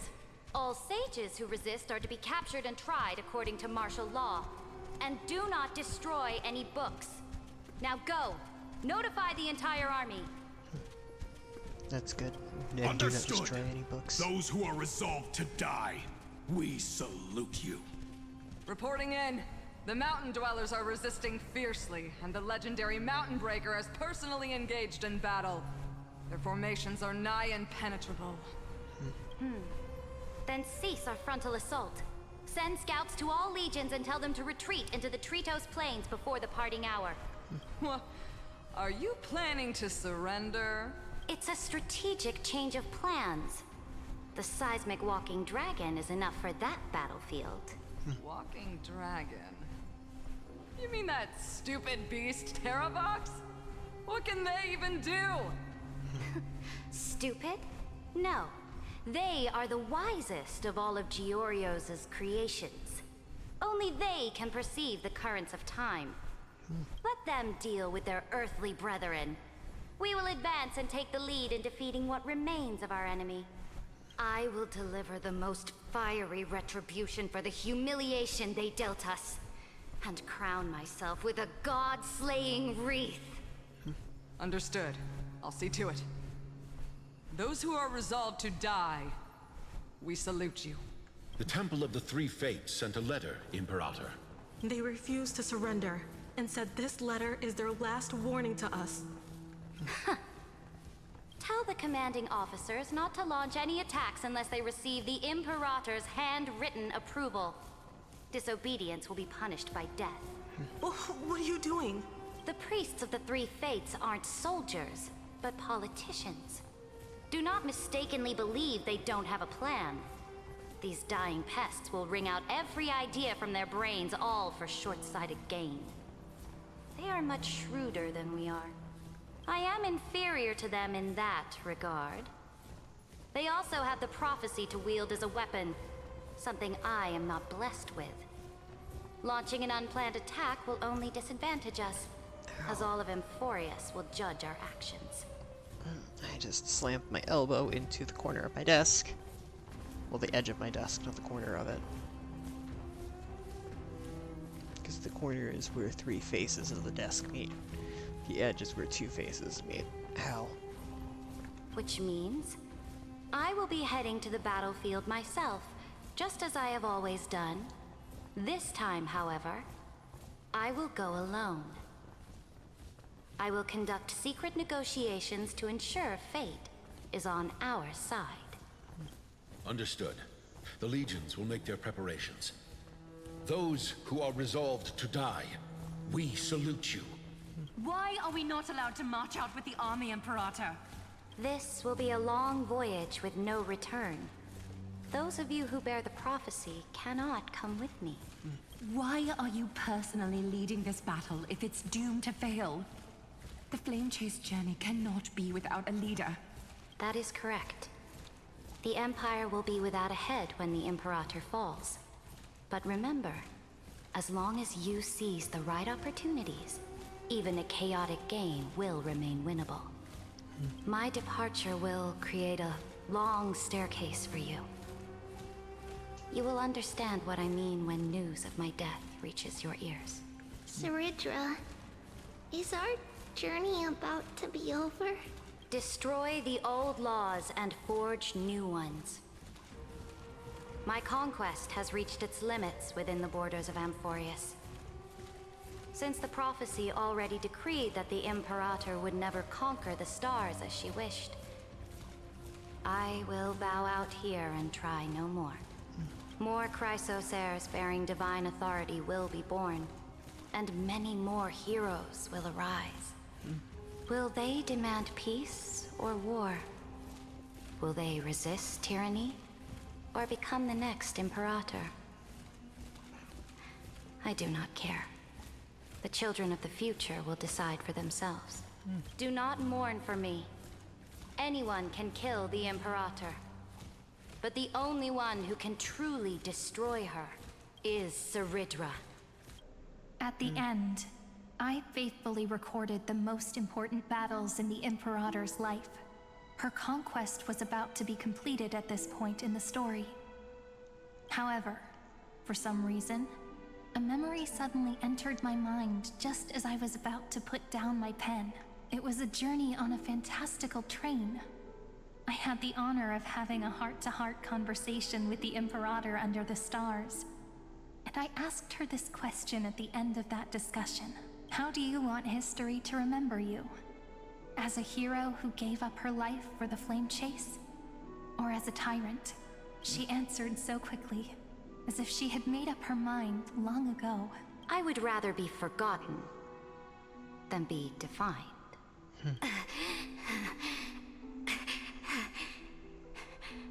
Because the law can be neither eternal nor unchallenged. And only humanity can pen laws into history's pages.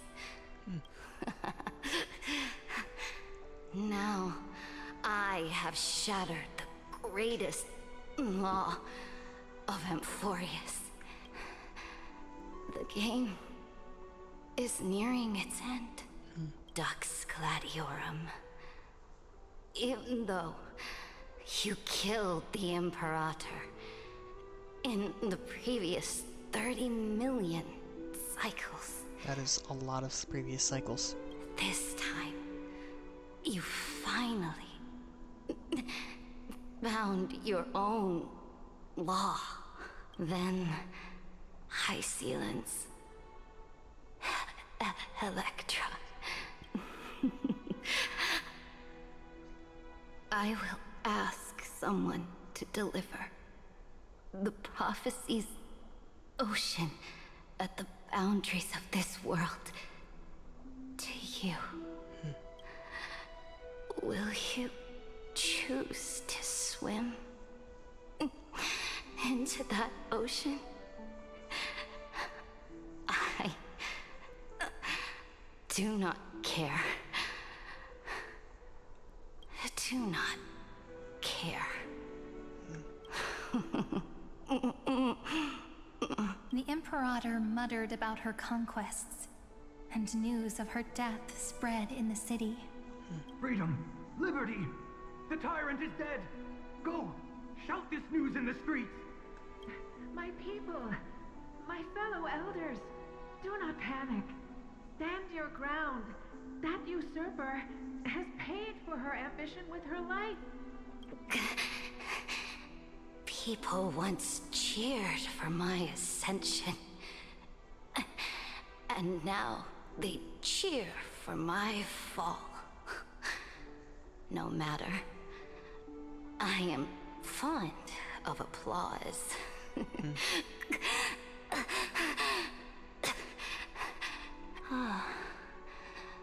I see the cosmos, the battlefield that I cannot reach.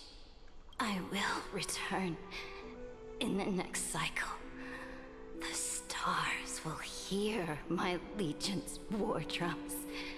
Hear the great name of the Imperator.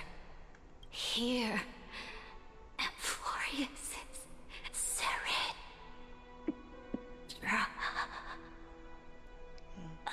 To this day, we do not know which rule the Imperator overwrote at the cost of her life. Perhaps the truth will only be revealed at the moment of checkmate. Just like every chess game she ever played, we only know her death inflamed Akama. On one side of the city, those who defended liberty toppled her statues to the ground. On the other side, her supporters put themselves between the masses and her monuments, declaring loudly that the Sovereign is still among the people. It is said that golden blood congealed into the same letters everywhere they fought. It was the name borne by Akama's first and final Sovereign, the Imperator Saritra. Interesting. But the one who bore that name did not see any of this.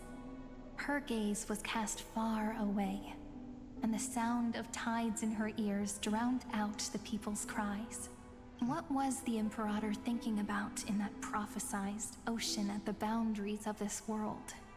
In that shallow puddle of stagnant water, was she reminiscing about her past conquests? Or repenting for the millions killed for the flame chase? It was neither. The Imperator only saw how the surface of the water gleamed like that crude chessboard, dissected by light and shadow in the afternoon when her teacher played against her for the first time. Look at this chessboard. What do the pieces look like? They are strangely beautiful. They look like the stars in the night sky ablaze.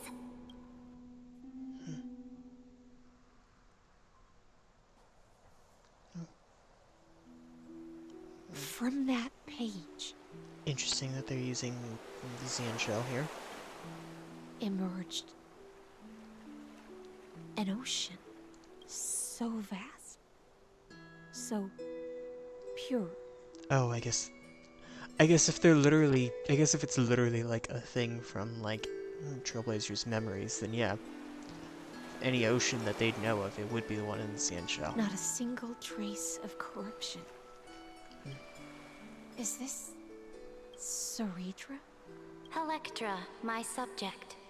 Ever since you walked out of the tainted ocean and pledged yourself to me, I have seen the abyss in your eyes and the emptiness in your heart. That was why I promised you a new ocean, where the Imperator's ambitions would serve as the currents, and loyalty would be its light. Electra, my subject. You have done your duty as my blade. The prophecy has now made its final decree on the road I intend to walk. My conquest is doomed to never reach the stars. But the Imperator never makes empty promises. So take this memory, this ocean, beyond the sky, as witnessed by the Deliverer.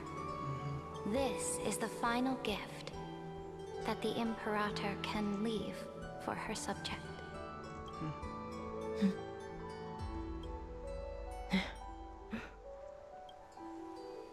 When I was still a fish in the ocean, I always felt so genuine swimming through the waters. But once I stepped onto land, I found myself caught in a play. Every land dweller wore a mask in their life. So I, too, donned a costume and tried to find my role in this show. I became your blade in war and the violin strings at banquets. Do you still not get it? I do not long for the oceanic depths of my homeland. Nor do I crave the swelling seas beyond the sky. Perhaps even I don't know what I want. I still don't know where I should swim to even at the end. But I know one thing right now. A fish is simply a fish. And she can never leave the ocean she's in. But whether under the ocean or on land, we two prisoners who can never escape this cave can still look outside the cave and see the stars. I have to admit, the 12-factor simulation of life in this experiment has far exceeded my expectations. Make your choice then, Senior Society member. Do you want to keep walking down the wrong path and be remembered for your incorrect conclusions? Or do you want to return to the audience's seat and give yourself, Amphorius, and the entire cosmos a more fitting end? I must refuse. A dead man never fears death. Did I not make myself clear? Have you forgotten about our dear Lord of Silence? You wouldn't want her to consider your 8 other clones as cancers within the erudition and chop them all up, would you? Your logical deductions are vastly different from mine. Therefore, allow me to provide one more academic recommendation. Listen, my peers. Why don't you look beyond this world? Just as the Chrysos heirs did. Re-evaluate your calculations and take into account all enemies in the upcoming war among the Eons.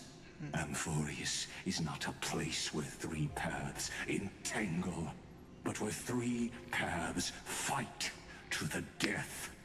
You used Memoria to resist me, but did you not consider the possibility that the Remembrance and their children might have taken this opportunity to join the fray as well? In the meantime, okay. Oh, so this isn't just silence. It's the answer. What was the last thing she said to you before you parted the waters at the Scale Gorge waterscape? A tricky question, but one with a simple answer. She didn't say anything back then, right? That's correct. And now I'm sure. You are not March 7th. There's no way she would remember that detail.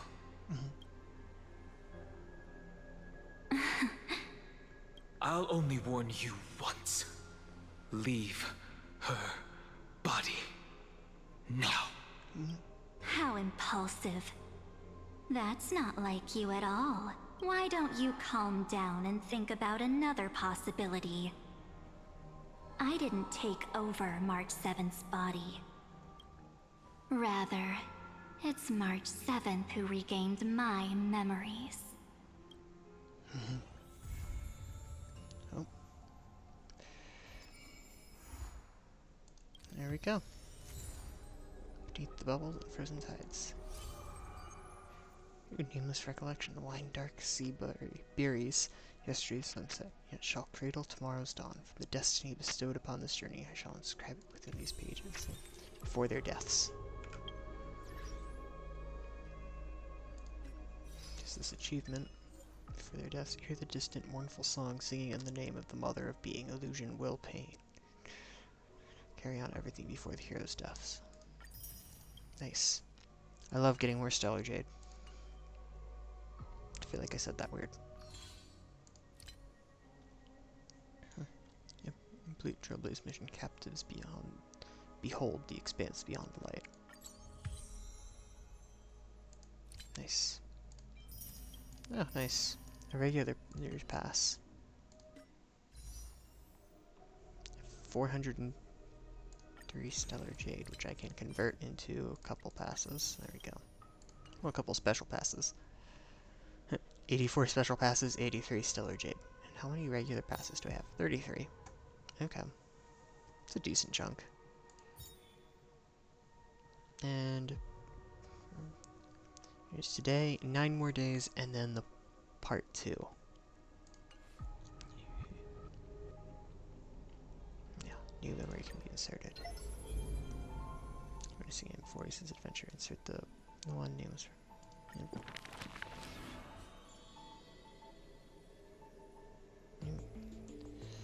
Some new things in all of these. Back then, the tides of the Chrysos War had not yet engulfed this city-state of Talantin. And the young princess inside the gates once loved to roam without worries. She snuck into forbidden grounds while the servants were away, but was shocked by what she saw on that day. Interesting. A chessboard, a stack of pieces, and a strange woman. The board dissected by daylight and shadow, the pieces polished from rough stones uneven. Fancy a game? If you are my match, then I'll call you my friend. The stranger's voice was husky and coarse. If you can beat me, then I'll call you my teacher. The princess proudly retorted. Fair. Despite the bravado, the princess had never touched chess. The defeat made her study in earnest, acknowledging the other as a teacher. First, she learned the knights, bishops, rooks, and queen. Then, how to defend, attack, capture, and checkmate. I have learned all there is to learn. Barely out of childhood, the princess raced into games of chess. Those who looked down on her faced many losses. Those who glorified themselves forfeited in a mess. At her prime, none could rival her at all. But she still recalled what the stranger said. My origins bring dark omens. So never tell others where your teacher is from. Then the waves of the Chrysos War washed over the world. The Achaemens welcomed a ruler. She was deemed Imperator and loved to play chess with herself. She regarded all things as pieces, whether Chrysos heirs or Titans magnificent. Before every god-slaying campaign, she thought of the stranger from her childhood, as if that woman had always lived in her mind. Isn't it lonely to play chess against yourself? The princess did not understand at the time. But now, she who bore the crown finally realized. The flame chase's beginning was like fuel being tossed onto the fire. And in the unending road of marching banners and war cries, she finally had time to meditate. Okay, I'm gonna tune into the rest of this. But I wanna well, so I'm gonna tune into the rest of this, but I'm going to watch the rest of the map. Not on stream. Before every god-slaying campaign, she thought of the stranger from her childhood. As if that woman... Oh. Oops. As if that woman had always lived in her mind. Isn't it lonely to play chess against her? Oh wait, this is the line. This is the... There were often jesters behind the king, curious about her past in her old city, lost to time. One claimed the Imperator was cruel, executing her own teacher. Another stated the Imperator was biased, learning from an enemy hostage. Many such rumors abounded, with no origin found. No matter. That was indeed the criminal sentence I read out. The Imperator stated evenly. My teacher was an enemy hostage whom my elders had imprisoned. Her state betrayed our alliance and must be executed according to law. But she taught me chess, so why can't I chisel the word teacher on her tombstone now? When the princess personally cleaned up the possessions of the dead, she caught sight of an incomplete game on the ground.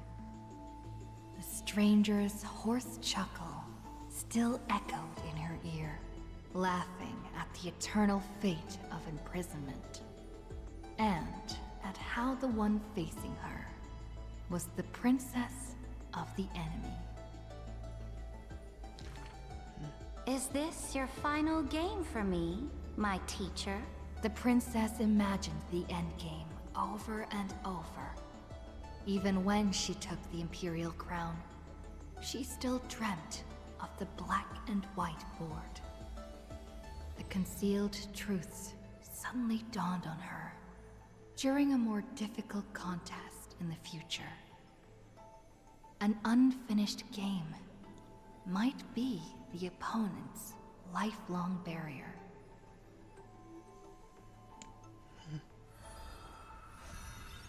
Nice.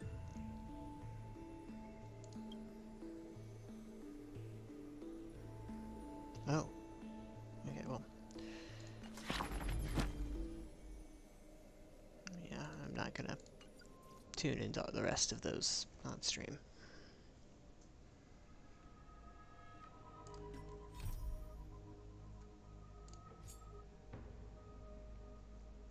Let's go check this out. This because there's only 8 days left as opposed to this one. That's why I'm wanting to do this one first. Herta is looking for you. It's rare to see your act so friendly. I wonder what new ideas she's brewing. Anyway, let's go and ask her about it. Speak with Herta.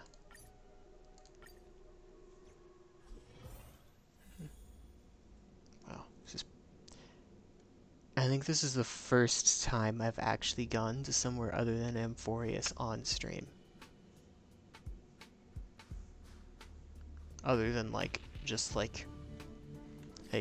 occasionally starting. It's other than occasionally starting stream on Penacony. Oh yeah, I think this is first time. This might be the first time. Actually, no.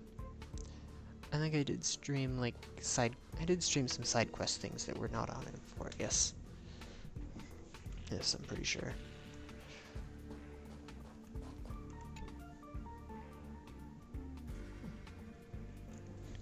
Oh. Also, I feel like this is the first time I've seen the quest that was timed, which is interesting. See You seem to have time on your hands. I happen to have a tiny little experiment where you could be useful. I'm not going to be your test subject, am I? Or beg me then. You know what? Beg me then. Please come test. Doesn't that get old? Just record it if you want to hear it so badly. I'm going to digitize portions of my memory and knowledge into data, upload them to the space station's encrypted server, and create an AI copy of myself. She'll answer the boring questions I'm too busy for, help Asta run the space station, and possibly discover interesting research directions I've missed. The beauty of machines is they never need breaks or get tired of repetitive tasks. Naturally, she won't compare it to the real me. She's merely a shadow of my brilliance. And this Herta comes with an expiration date, after which she'll be completely erased. After all, you never know when some dim-witted hacker might attempt to break into the database. So this is like an AI Herta? AI Herta, tiny Herta, crystallized human intelligence, Herta Mini. Call her whatever you like. It's like, whatever I like. So I could call her Snurda? She'd probably be like, really? Where did that name even come from? And it's like, I don't know. I have no idea where that came from. Smurda. Smalta.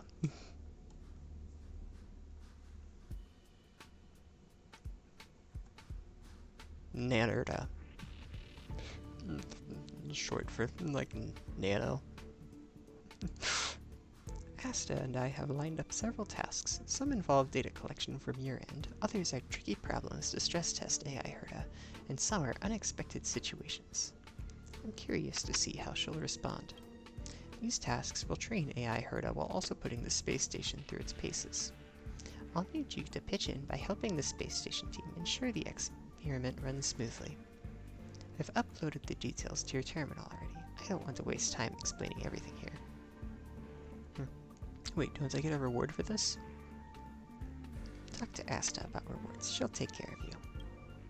I wonder how my AI version will assess your work. She might be more forgiving than I am, since she hasn't been exposed to as many fools yet. So don't let me down, or should I say, don't let us down. Ooh. Interesting. Despite digital replications, reaction capacity to handle researchers' complex emotions, particularly her ability to grasp things at top. If you're going to copy me, then you'd better replicate my attitude towards geniuses and fools to perfection. That's way more fun than making her do research.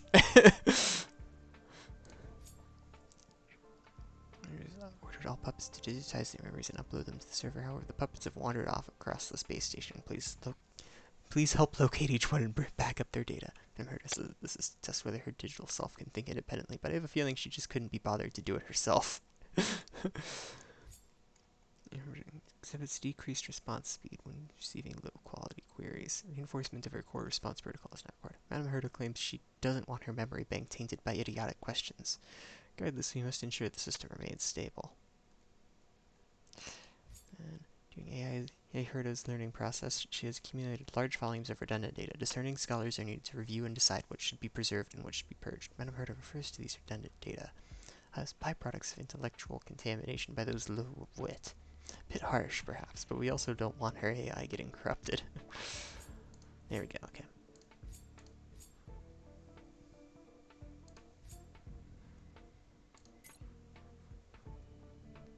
Ah, so this is this kind of a thing. Why not get all the bonus rewards?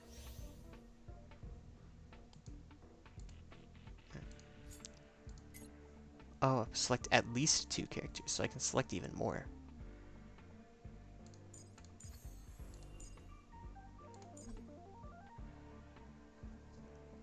Oh, so if I wanted to, I could throw in some random support character here on top of this. Meowitzer.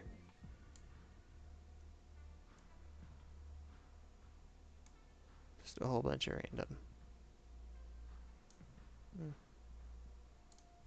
Sure, why not?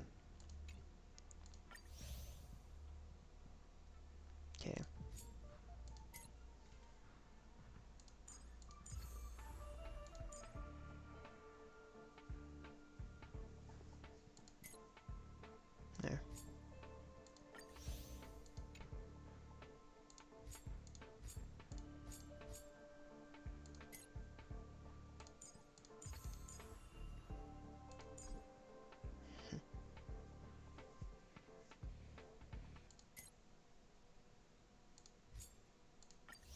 you go. Okay. Interesting. So that's what this is. Well, the important thing is that I'm going to get these 40, 60, 70, these 80 stellar jade.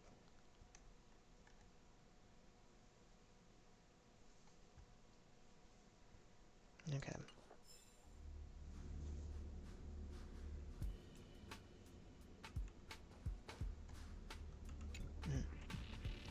What are you still doing here? Have you completed your assigned tasks yet? Got nothing to do? Then go run some tests in the simulated universe. Alright, I get it.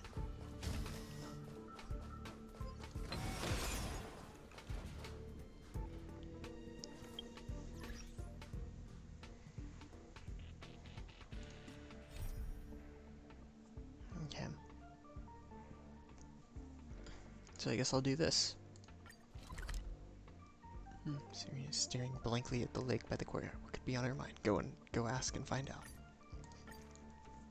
Alright, let's see. It's still early. Where to now? Turn your signal connection unstable. Hey there, miss me? Where are you hiding? Our mission is complete. Where are you hiding? When will you come back? Such fails to send you. You're trying to reach out of service area. Try to get there. Looking for little old me? Bet you're wondering where I've disappeared to, huh? Well, the trick is a little bit of magic. Works some fairy magic to leave this message in ID's Elysiae before taking off. I won't be back for a bit, and I'd hate for you to feel all alone without me. But don't worry, our memories are still here, scattered all around ID's Elysiae. Oh, and I left you a letter too. Go check the sacrament courtyard.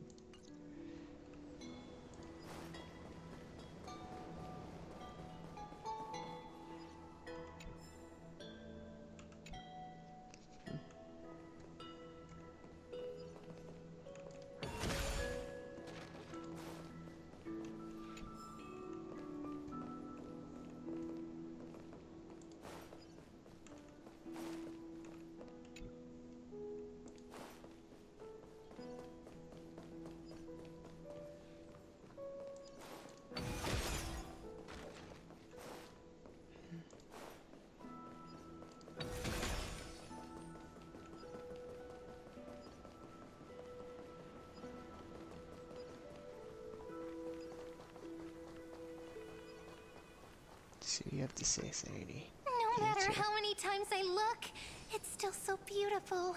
Ah, it's good to see you. Come take a look. Want to see the treasure of ID's Elysiae? Let's step forward to look. Right here. Look closely. Isn't it just beautiful? I half expected it was going to be a shove. Half expected it was going to be like a shoves you into the water. So you were... Ah, that's right. You get it too, don't you? Sometimes you just feel so radiant, you can't help but stop in front of a mirror. All right. I wasn't kidding, though. The treasure is right here. This little lake. My own little world. Can I ask, do you like being by yourself? I do.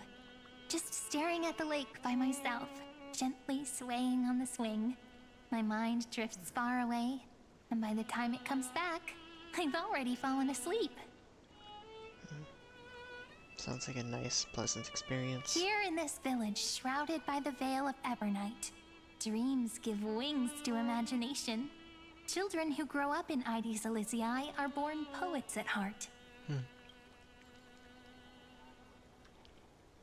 This sort of atmosphere is hard to come by, so let me share a story with you.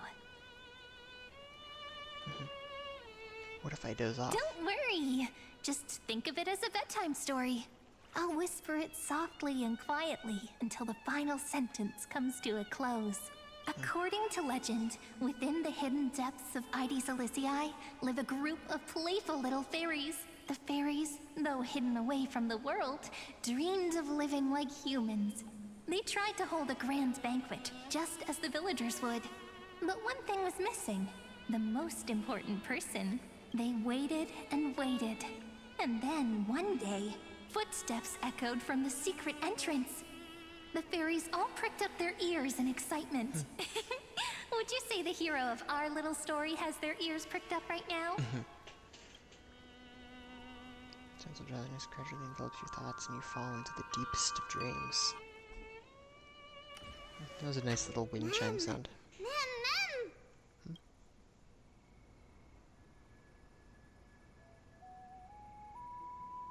Already in the story? Incredible! The hero has uncovered the essence of the world, and even spoken a line that's truly beyond expectation.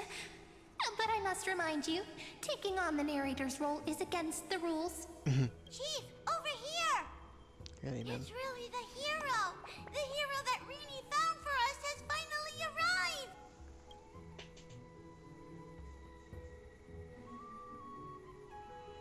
arrived! That's simply... Welcome, dear guest. I sensed you would come. When the wind chimes in the leaves rang for the 24th time, and the pink butterfly amidst the honey flowers took its 4th flight, I was certain. The honored guest who will save the Membrance Maze has finally come. Chief, no! The guest is over there! That way! Well, my memory's not the best, and my eyesight's a little fuzzy, but I never falter when it comes to doing the important stuff. Honored guest who will save the Membrance Maze, you've finally arrived. I just realized she thinks she's talking to the person. Chief, over here! Let's just cut to the chase. My, what a cheerful scene! Already getting along so well with the fairies. No surprise, you shine no matter where you go. Chief, Rayleigh, ma'am, it's been forever, but we're here, just as we said we would be. Wait, why are you in the story too? This is one of the characters in the story. An ordinary girl born in Ide Silicii. She just so happens to have the same name as me, and is every bit as pure and adorable. And is every bit as pure and adorable. Cut me some slack. Making up a story on the spot is really hard. But I promise I'll make it up to you. I'll make your scenes as vivid and dramatic as possible. It's only proper that I explain. Once more, I thank each and every honored guest. Thank you so much for coming to Membrance Maze to help the fairies rebuild our long-abandoned restaurant. We want tasty, scrumptious food! We really do! But we don't know how to cook. Heroes, we're begging you! The fairies are starving. And when they're hungry, they just want to destroy the world! Please help us! Save the Membrance Maze! This is... actually destroy the world? Huh, Rayleigh ma'am was exaggerating just a smidgen. I would hope so. It's not that serious. At most, their fury will burn through 6/7 of Amphorius. Okay, that's practically destroying the world. Oh, that still sounds pretty serious to me. So that's the situation. For the sake of Amphorius, let's rebuild the restaurant together and grant the fairies their little wish. For the sake of the world, it's an obligation I gradually, gladly accept, or I have no idea what's going on, but it sounds cool. I'll give it a shot. Right. Sake of the world, it's an obligation I gladly accept.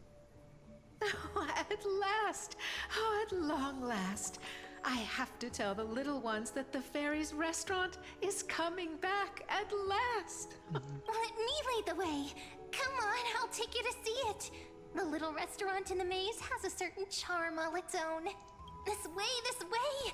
Everyone's already setting things up! Everyone?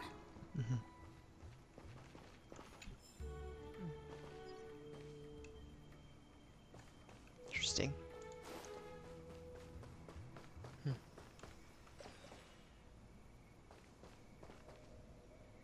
Someone's coming then? Oh, hello. Why is it's like why is Saridra and oh come on.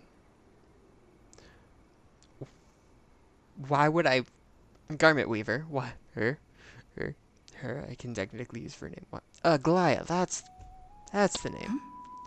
How would I forget Aglaya the Garment Weaver's name?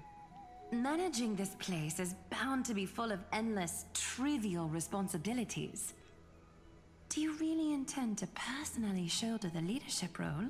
I already accepted the invitation and arrived in the fairy's home, so it's only right that I personally see to things. Otherwise, by avoiding my duties, wouldn't I be merely posing as Imperator? This is silly.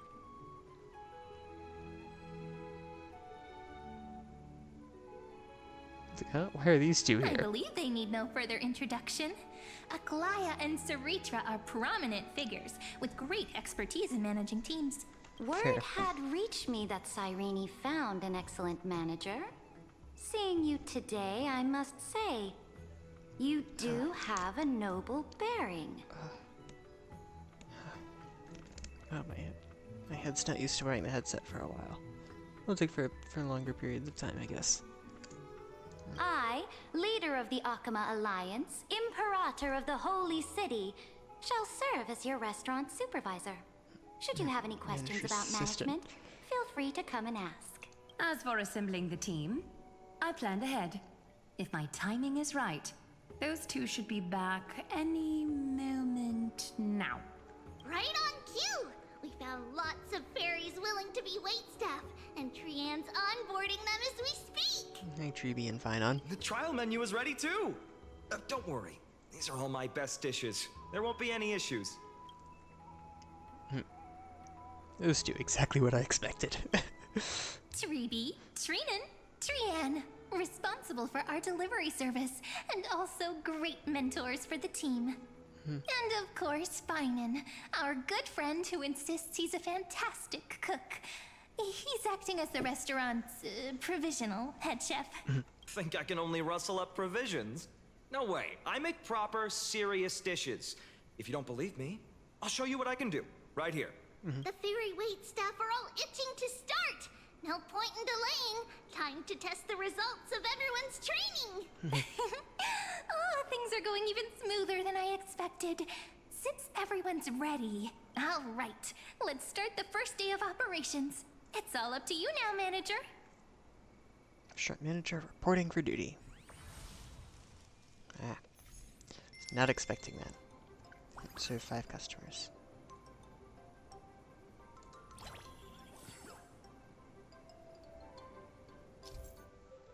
Serve the customer's needs and click on menu items to place orders to the kitchen.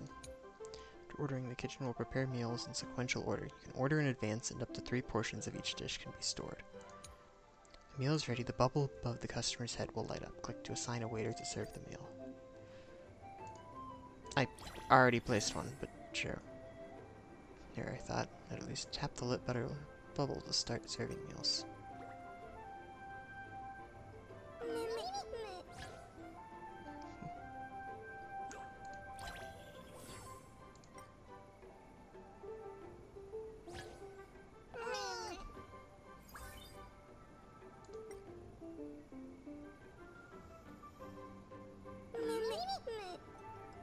Speed is passable.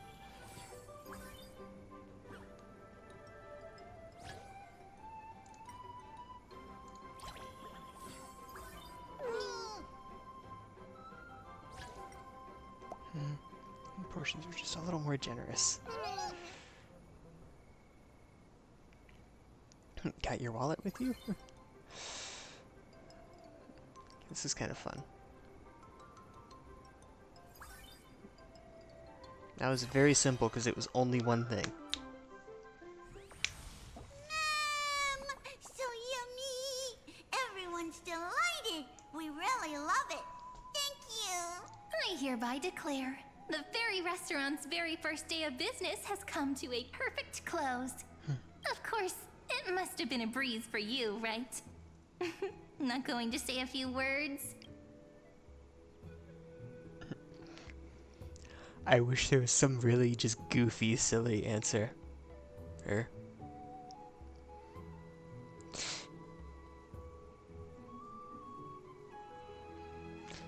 whatever. Thank you all for your hard work and dedication. So formal. Perhaps you might just have some leadership potential. However, if we want to offer the fairies a wider variety of dishes, our current range of ingredients is still quite lacking. That tracks. Well, absolutely. If we don't keep updating the menu, the guests will get tired of the same old dishes. I mean, I eat this. It's like I eat like pretty much the same sandwich every day. Well, like most every day. So. Oh, that won't be a problem. I foresaw this and hired 2 experts in agriculture and forestry. No, who would that Though be? I must say, one of them took quite a bit of effort to convince. But in the end, it all worked out. They should be at the farm right now. Glaya, you're amazing as always. All right, let's go take a look at the expert's work. Professor Anaxa, can you truly solve the limited sunlight problem? Refer to me as Anaxagoras, Hyacinth. A field trip is no excuse to disregard classroom discipline. It's really them. Anaxa of the 7 Sages and Hyacinth of the Twilight Courtyard. Firstly, call me Anaxagoras. Secondly, I have no interest in feeding small creatures. My assistant will take care of trivial chores. Don't let the professor's cold demeanor fool you. When we first arrived, he was the most excited of all. He was going on and on. This is a miracle of alchemy. And then dove right toward those tiny critters. Honestly, I was worried he'd toss the fairies into a matrix right then and there. I wouldn't go that far. At most, I take a few samples for research purposes. That's probably not allowed either.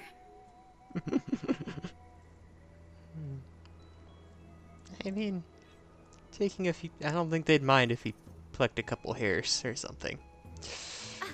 I was talking so much that I almost forgot what you came here for.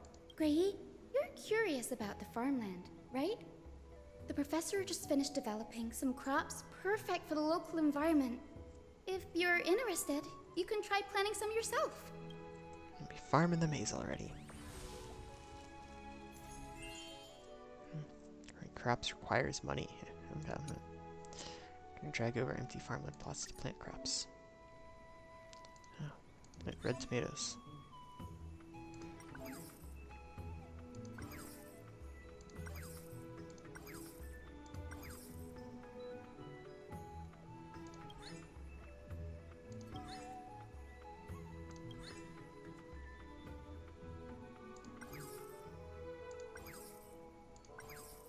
There we go. I feel like I should grow at least a little bit of that, right?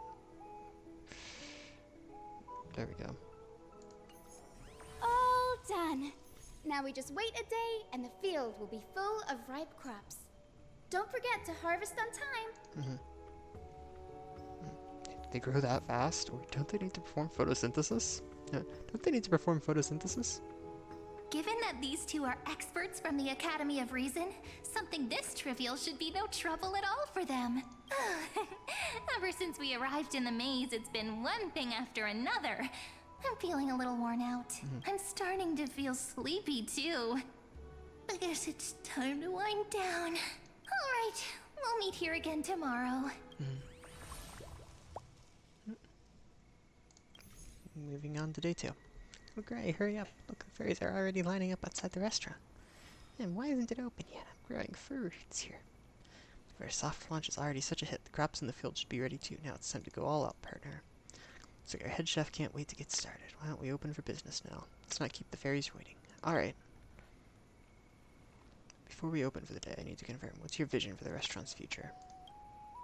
Supervisor, I'll need to plan accordingly based on your direction. Plan? I don't really get that stuff. Isn't it enough if more fairies come to eat?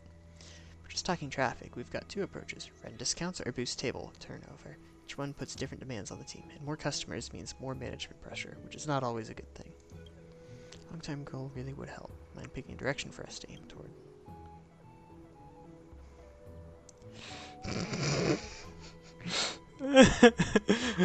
I'm a Michelin 3-star restaurant.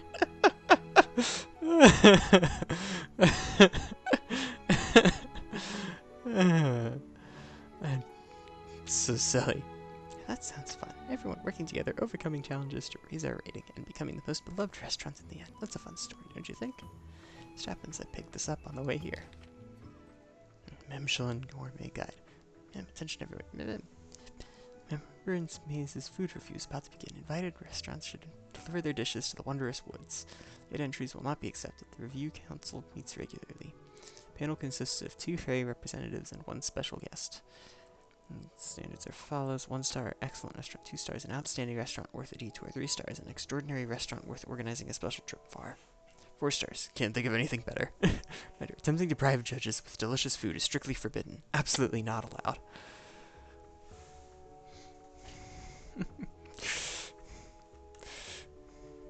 Little place isn't even listed yet, so no stars to speak of. Since the review is held regularly, why don't we set our ultimate goal as becoming a Michelin 4-star restaurant?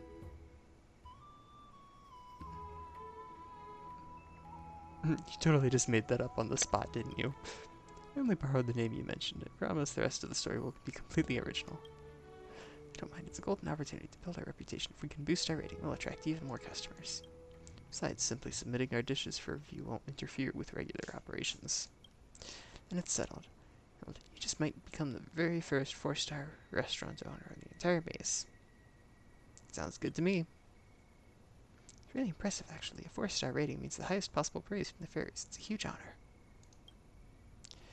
Oh, great. Don't forget there's something else. The guidebook says we need to submit the restaurant's name when we enter the review. Right. We've all just been calling it the Fairy Restaurant this whole time. Well, let's leave the naming to our manager. It's gotta sound impressive and appealing, too. Naming. The task has driven you to the brink many times before. So can you search through your mental archives, hoping to find the perfect name that captures your vision? It should be called... Custom name, too. Trailblazers Hearth, Maze Grand Hotel, Hades Elysiae Community Canteen, Crisis Air Activity Center. 4 and 5 are definitely, like, very much so silly, jokey answers. Honestly, I like the Trailblazers Hearth. Naming your domain after yourself. Yeah, that's the audacity of a true monarch. Excellent. I approve. Well, if that's your final choice, I'll make it official. Yeah, well, actually, hang on.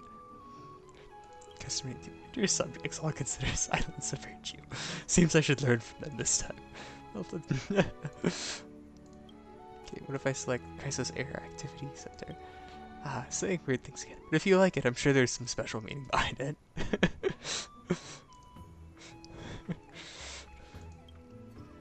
Hades Elysiae Community Canteen. I've got no issue with that name, just a shame no one from the village can actually come dine in the maze. Maze Grand Hotel. I love that one. Makes us think of a banquet full of tasty treats. It's super grand, too. Now let's go with Trailblazers Hearth. Okay, got it. From this moment on, the restaurant shall be known as the Trailblazers Hearth. The gourmet review will be held after closing today. Until then, everyone focus on boosting our revenue. We can't even meet our baseline income target. Showing up for the review would just make us a laughingstock. Oh, one more thing. Our mission is to serve the fairies great food. That means our dishes must remain front and center. If we keep arguing, the fairies' stomachs will start growling. Let's save the rest for after we open the doors. We'll be counting on you. Now I hereby declare Trailblazers Hearth is officially open for business. I need to reach 100 total revenue. That's revenue. We need to complete essential management missions to research colorful salad. Okay. Yep, the crops are ready for harvest.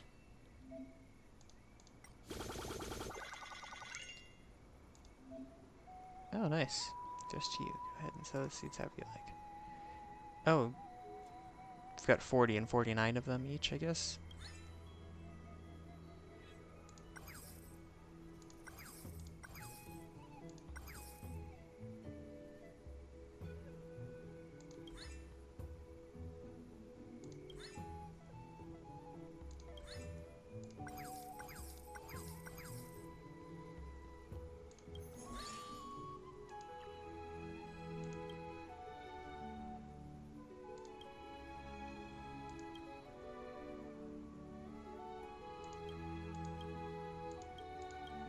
can develop this. There you go.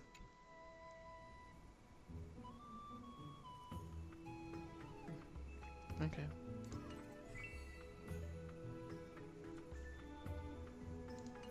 Cool. Hey. Research and develop the colorful salad unit to promote the restaurant. Yep. I already did that. Manager's handbook. What's this? Ah. Where you can get these rewards and go in here and as soon as maybe get other rewards in these things too.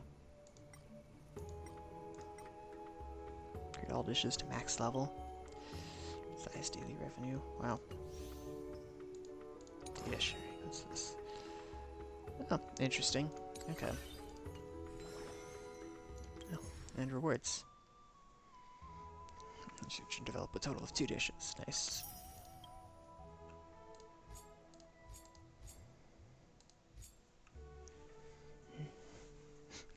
Okay, that's feeling in my leg.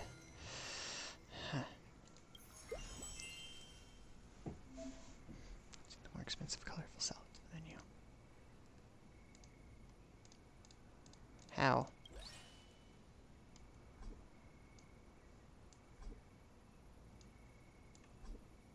Oh.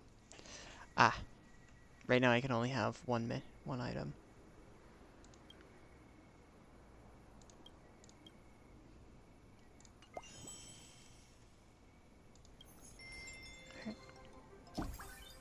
Fixed number of customers will visit each day. After the restaurant levels up, it will attract more customers. Try to serve all customers before closing time.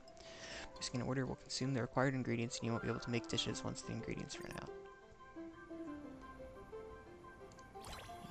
Go ahead and start making one, because I know someone's coming along and they'll want that.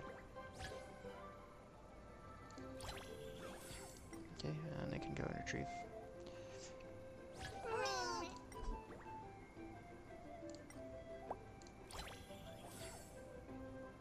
Just give step eating this thing.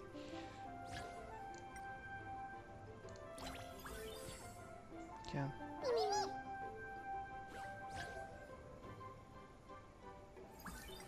Okay.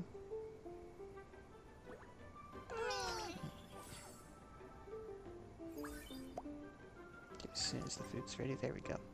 Exactly the salad I dreamed about.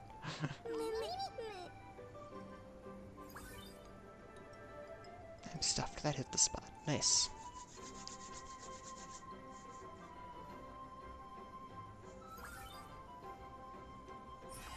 All customers have been served to today. Yippee!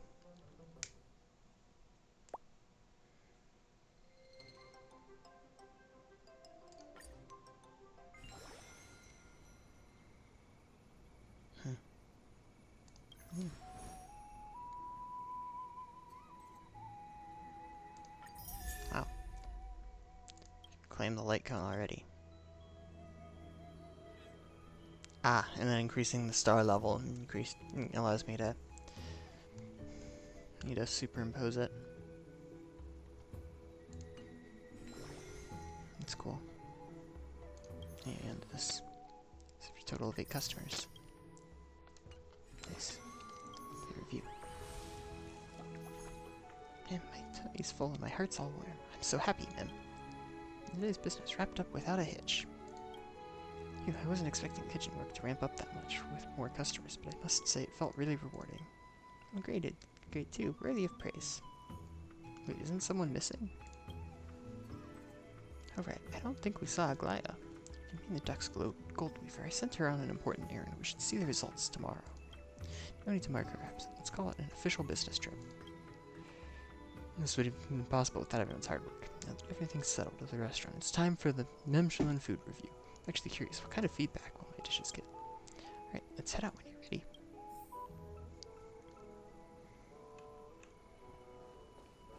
Okay, this is really silly and goofy, but sure. Entries about to begin. Ready to hit the road? Let's go. First time in a review like this is somewhat nervous. Wonder what kind of score we'll get. Hoping it's a great start. Come on, let's move. Now Michelin food review is about to begin. Please get ready, ma'am. Fairies are all really serious about this. Is it that formal of an event? fairies hold food to the highest standards. As we all know, there's no matter too trivial in food quality. Spirit of fairness and fairness, impartiality, and transparency. Your judges will taste each dish on site and deliver their final verdict, ma'am. Now then, ma'am, please place your submitted dish on the designated table, ma'am. Something that best represents our restaurant. Choice of our signature dish now rests in your hands. Make or break a reputation. It calls for a thorough deliberation. Picture the judges savoring the dish and final answer. Dish presenting is colorful salad. Alright, place the dish you chose onto the table. Aside from the 2 traditional fairy judges, we've also invited a mystery guest for this review. She's traveled far and wide, tasted countless delicacies, and especially skilled at preparing raw ingredients. They say she's earned the title the Kitchen Slayer. Kind of twist will a special guest bring to the Michelin food review. Stay tuned and find out, ma'am. You're not getting nervous, are you? Of course not. I'm a professional chef now. A little food review's nothing. Totally under control. Could this mysterious guest be? The village chief never mentioned anything about this beforehand. It's like I've got a feeling it's a familiar face. Or shall we use the method of elimination? I've got a feeling it's a familiar face. We see her, the new judges. It's been a while. I didn't expect to meet you all here. Miss Casterus, so you're the special judge the fairies invited. Yes, you here to play with the little fairies too? I'm a bit embarrassed to say it, but I actually applied to be the restaurant's chef. Unfortunately, my skills didn't pass the village chief's assessment. Still, I do have a decent palate when it comes to gourmet dishes, so I accepted the fairies' invitation to act as a guest judge today. You have the deciding vote? No, to keep things fair, the results will be jointly decided by me and 2 fairy judges. If the dishes are in place, I'll help myself.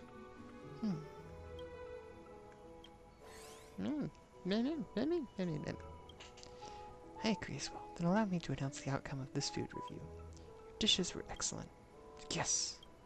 The freshness of the vegetables was immediately apparent, and the dressing added just the right depth of flavor. For a newly opened restaurant to offer cuisine of this quality is rare. Clearly, your management has been outstanding. However, I do have one question. Why is the menu entirely made up of salads? Because we can't grow meat in the fields. That's part of it, but also, I truly believe salads are a wonderfully crafted culinary form. Understood. I look forward to the chance to taste more of your dishes, Lord Finon. As proof that you've passed this food review, I hereby award the Michelin Star Award to you. Please accept this, Marcel. It's cute. We hereby announce the Trailblazer's Hearth is now officially listed in the Michelin Gourmet Guide as a 1-star restaurant, ma'am. Keep it up, aim for that 4-star goal next, ma'am. The real Michelin system doesn't increase stars like this. What's with the details? If you reach the top right away, it would ruin all the fun, wouldn't it? Either way, a higher restaurant rating means more customers will be coming your way. Definitely something to celebrate. So we're about to get a lot busier. That's a good thing. I think my cooking officially recognized it. We'll fire it up all over now. That's the food review. Great work, everyone. It's been quite the day. Let's head back now and take a break. This is requiring more talking than the other part. It's like than the whole other hour of stream did. Phew, I'm exhausted but thrilled we passed. Just remember the restaurant still needs to open tomorrow. It's getting late. You should rest too. Alright, yep. Not so strict, don't worry. I'll be here bright and early tomorrow. See ya. Yay, I got 20 stowage. Something feels off. Snake will help you keep an eye out. A bit more to the left. Yes, more to the left. How about now? And if you ask me, it's clearly too far left now. The center of the design doesn't line up with the door frame, and the edges are sticking out. You need to move it to the right. Wrong. Lunar Imperator's got a big temple, but Terra realized it should go to the left. It should go left.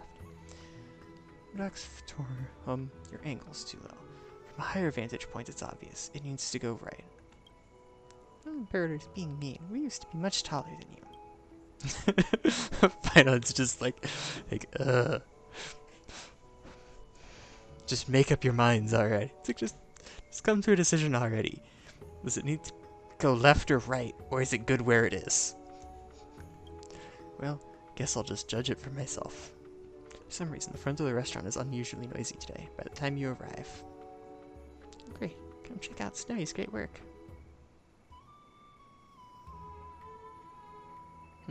It's cute. Ooh, and some tables. Dabbles.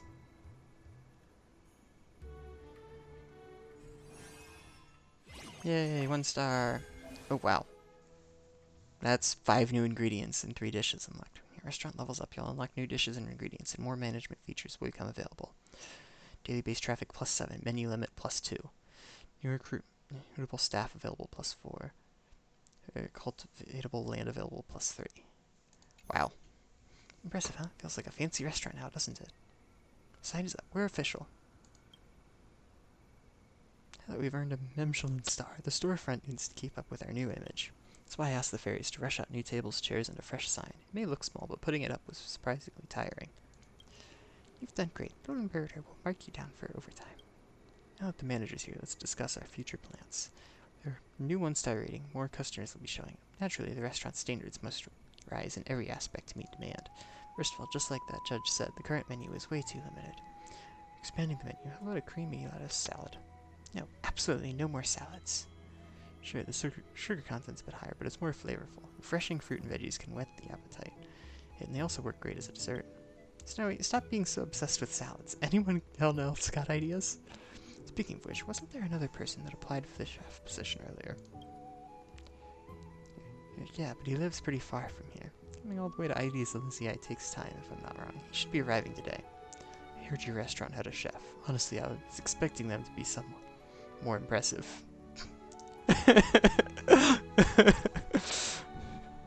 Now he's so missing from the cast. Ready, Mouse? I never thought you'd be the new chef. Perfect timing. Never settled the score from that last contest. Or would we settle it in this kitchen?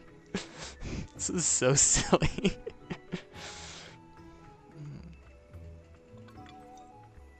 I need to actually drink water and hydrate. Anytime, but I'll need to get familiar with the place first. Come, show me around. Oh, great. We will lead the way for D. Now I see why this restaurant's menu is so minimalist. Not even a decent pot in sight. How do you expect to cook properly? No wonder the menu's just grass and leaves. Let's hear it from our new chef here. What do you have in mind? Watch closely. The fairies spring into action. Before long, a massive pot is set up right outside the kitchen door. That is a massive pot. I've heard the construction in Castrum Crymnos is ridiculously fast, but seeing it in action really puts things into perspective. A pro chef without proper tools just won't cut it. So if you want to expand the menu, let me check what ingredients you've got. So you just dropped off some veggies from the farm. You can try using those, D. Perfect. Let's start the fire.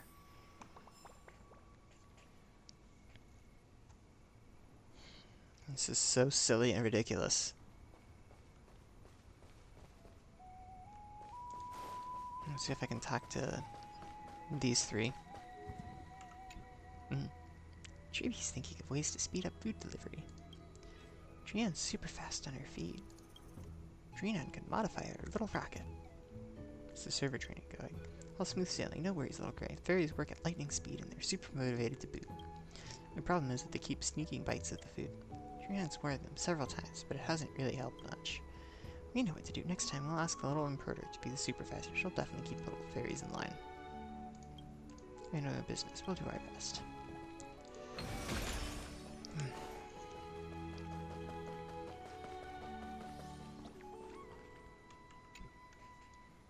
Running a restaurant is no different from governing a city-state. Every move must be cautiously considered. Andrew, are you ready to open for business? Alright, let's go. Reach promotion goal within 6 days.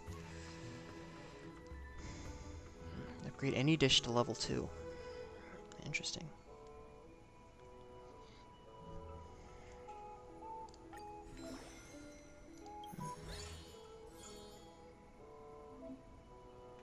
Dishes to increase their selling price.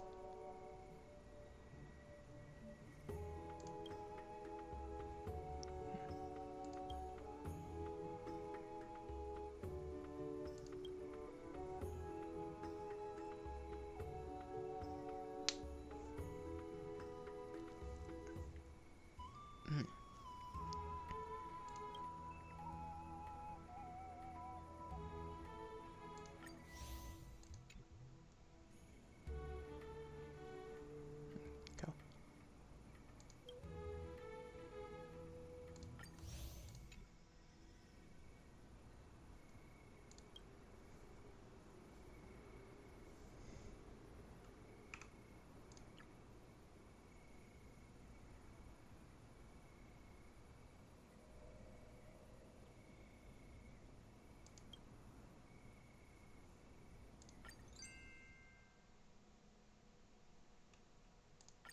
Sure.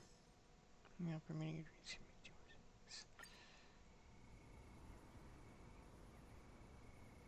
Interesting.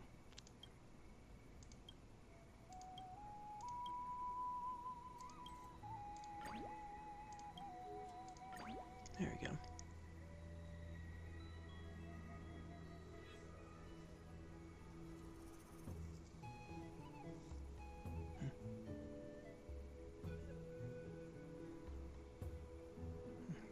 There you go.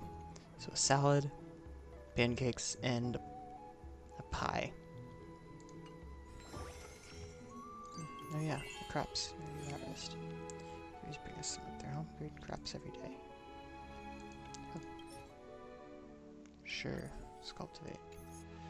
Nice. That's helpful.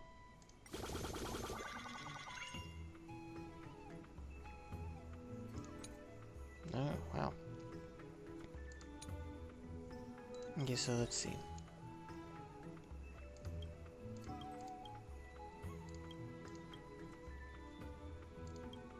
So I want lettuce, tomatoes, wheat, carrot, and onion. I've got a bunch of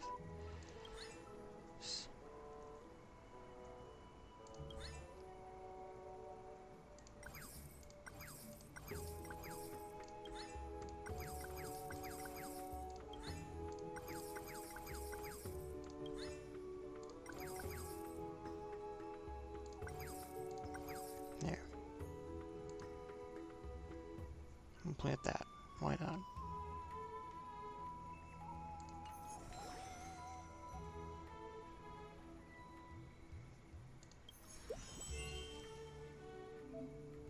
The restaurant's signature dish. Customers are more likely to order it. We need to prepare enough ingredients before starting business.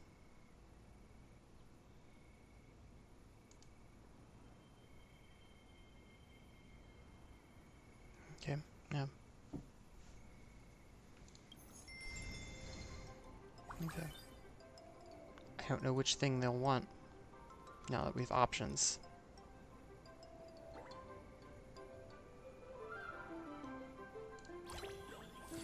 You know what, I can make one of each.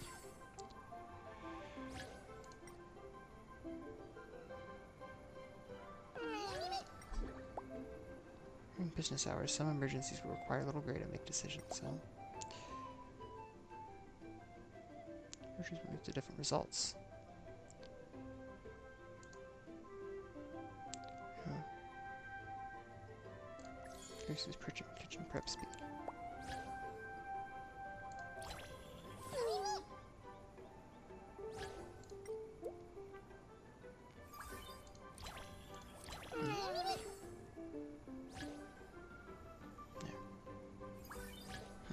Saying this is worth the price.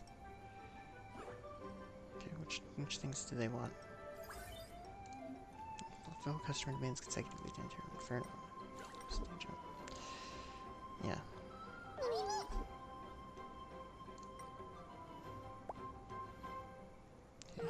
Tier maker onions smell amazing when roasted. Cleaning occurrence. Dining customers may leave the table messy, which can affect the next customer when they take a seat. Waiters might spill food when serving, blocking a path.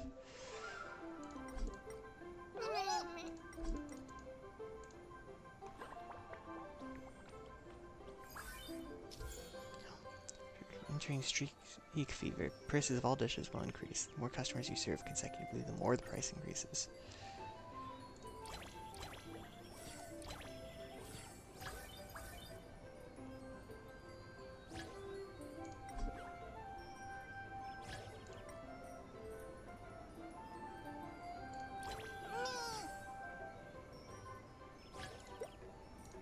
People are ordering that a lot.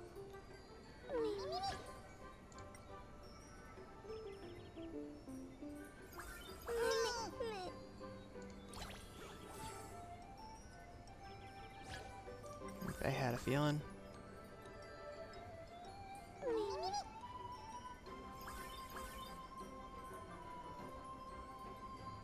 Okay, I made an extra one of these, then it got sold.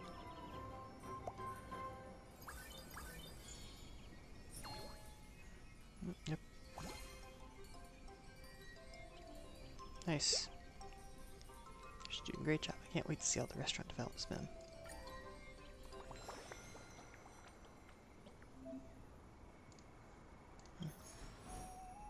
Nice. Chryso's spoon. yeah. So I increased it to... Nice. So now there's still all of these left to get. Okay.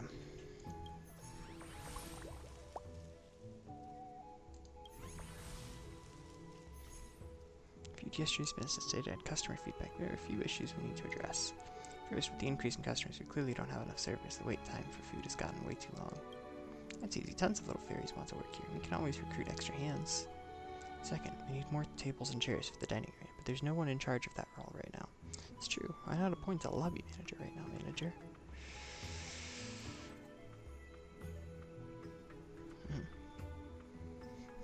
Would you like to take the job, Zarian? Flattered you trust me, but I already got so much on my plate. Recruiting, team management, business reports, chatting with the fairies, calling closing time. Just slow everyone down. I know it might be a good fit. I think I can manage. With Mighty sharing some of the kitchen duties, I'll have more time to help out front. Plus, I know the fairies will be easy to get help making more furniture. And it's settled. Finon will take over as lobby manager. Got it. I'll update the records, and the follow-up will be in your capable hands. If there's nothing else, this meeting is adjourned. As for how to tackle the actual issues, that's for you to decide, manager. This is going to take forever to learn again, is it? No worries, me and Snowy will keep things super simple. You'll understand everything at a glance.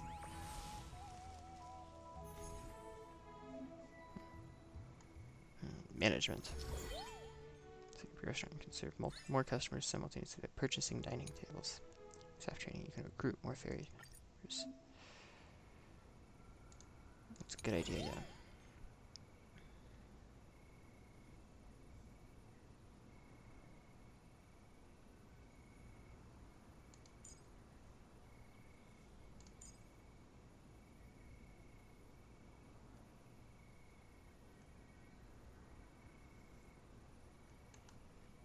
Interesting.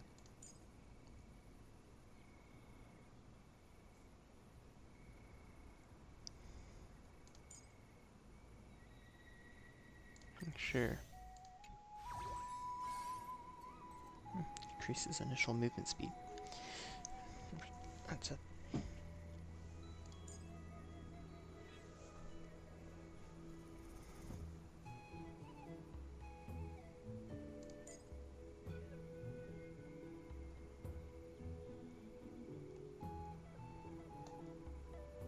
Oh wow, that's a powerful ability.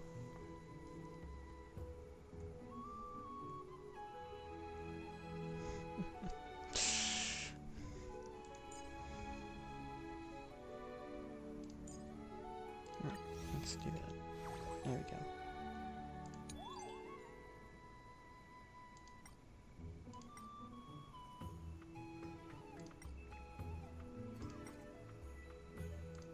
I can't afford those.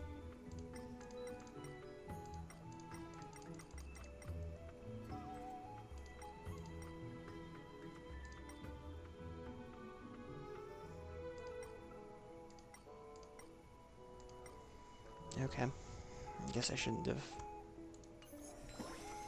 extra stuff, but perhaps you're ready.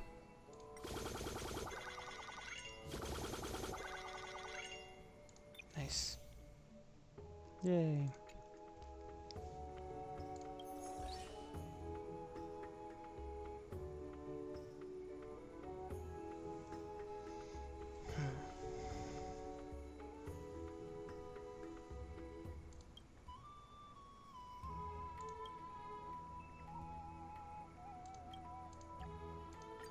I guess I might as well develop that. There we go.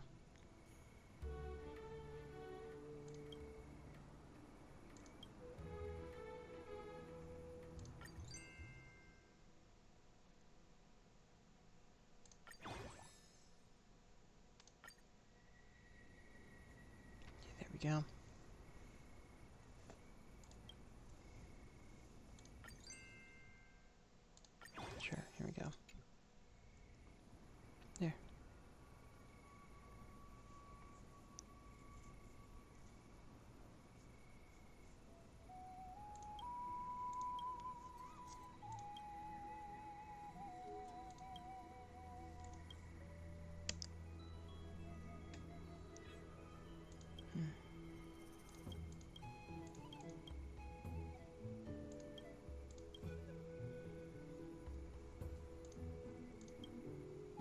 So I'll need to make sure I plant carrots.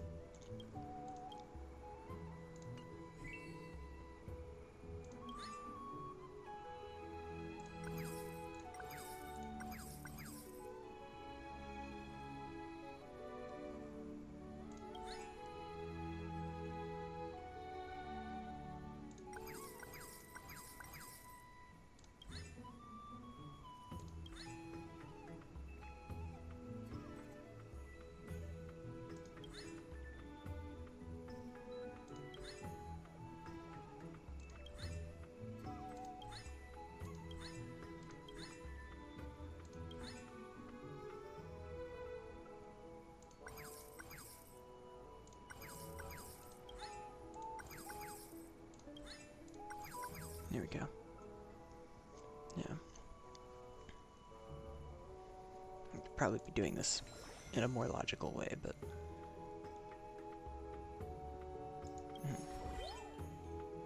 Yeah, I'd love to, but I can't.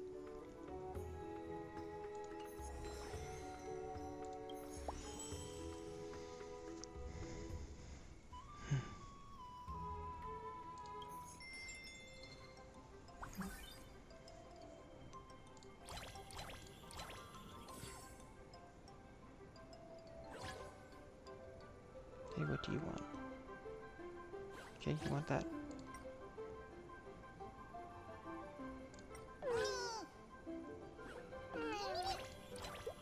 Okay, which thing do you want? Ah.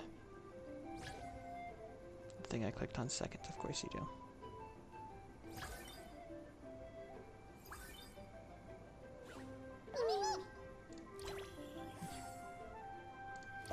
Oops. Oh, whatever. Mm.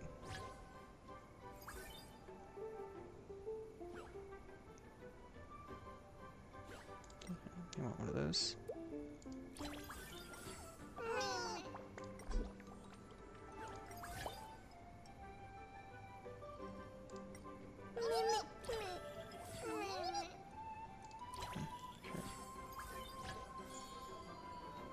Nice.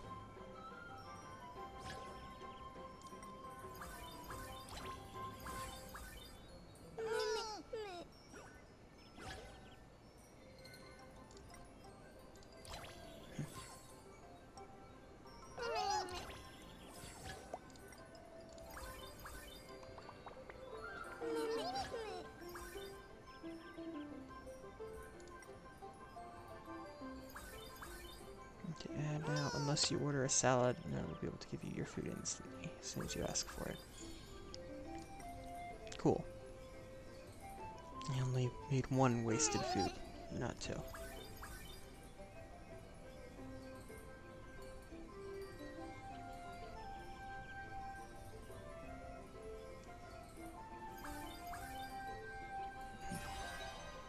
Yay!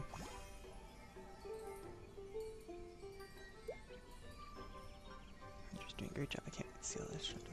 New message received by Glaya. Setting up golden threads across the maze. You will now be able to access the world freely. Government maker. Oh, hey! I can't read that. There you go. Okay. Today's summary business performance remains strong with continued growth in customer satisfaction. No negative reviews are reported. It's received a lot of attention. This probably has something to do with the addition of the new chef. You set up a discussion group. The restaurant star rating improves the number of issues to handle will also increase. You can discuss them here. Hey, just chatting for fun is perfectly fine too. I'll pick her to marry you. Sure. Great. You didn't invite Garment Maker here to see play around. How am I supposed to respond to that? You're about declaring this entire group chat muted. There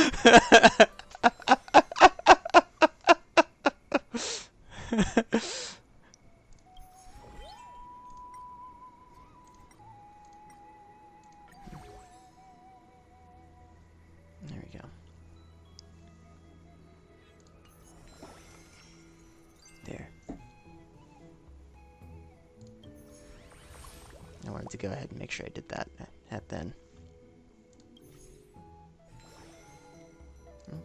Crops are ready to harvest. Okay, fine.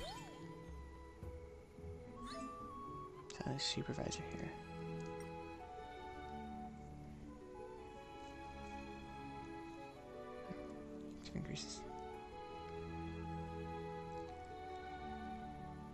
Increases server's movement speed by 100% and chef's cooking speed by 100%. Lasting for 15 seconds. Can be used 2 times per...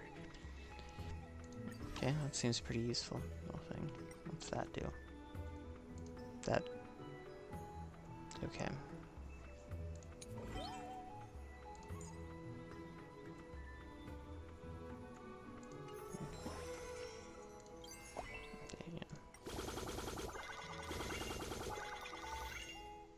Nice.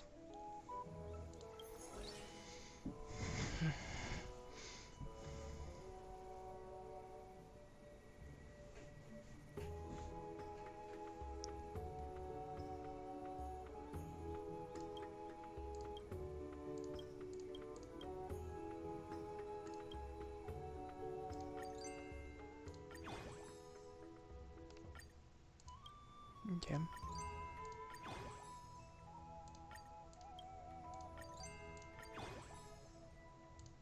Nice, okay, cool.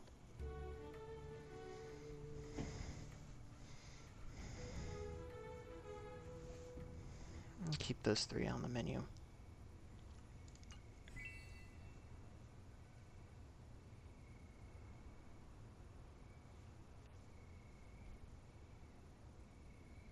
I should plant stuff, I feel like, but like what?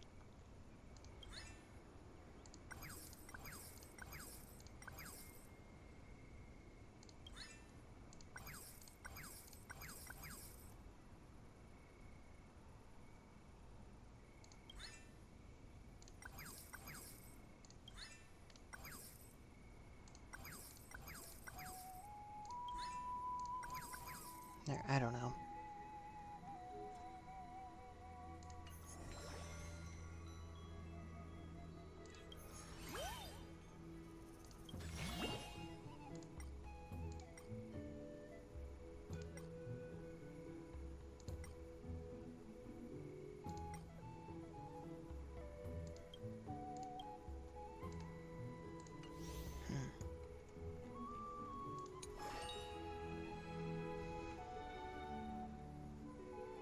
Most expensive dish, highest yielding crop.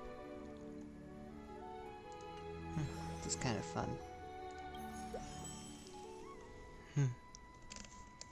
Alright. These are all... Quantity of dishes, 14. I can make it... Each one says 20. Okay. Right, let's start making all the dishes. Oh, well that's convenient.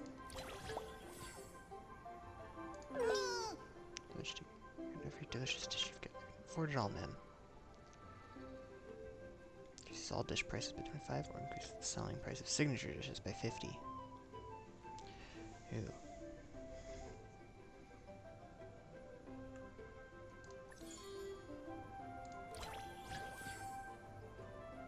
Okay.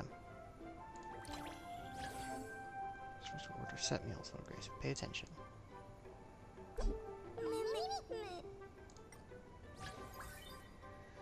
Okay, yep. As soon as... There we go.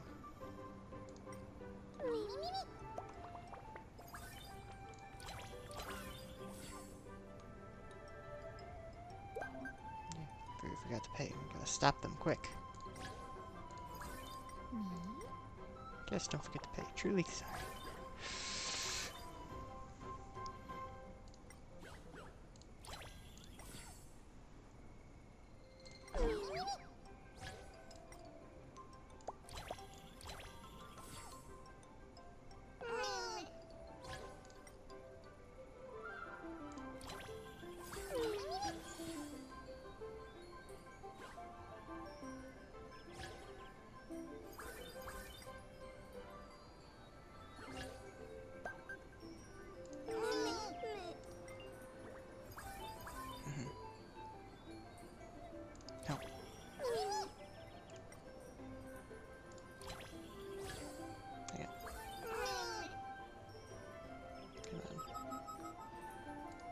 Yes.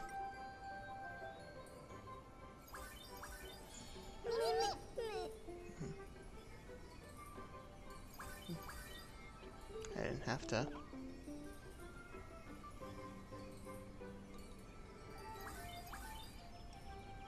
Nice. And again, only one extra dish.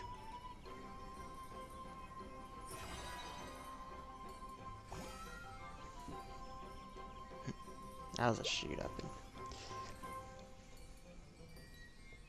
Yeah, I'm definitely making decent progress with that.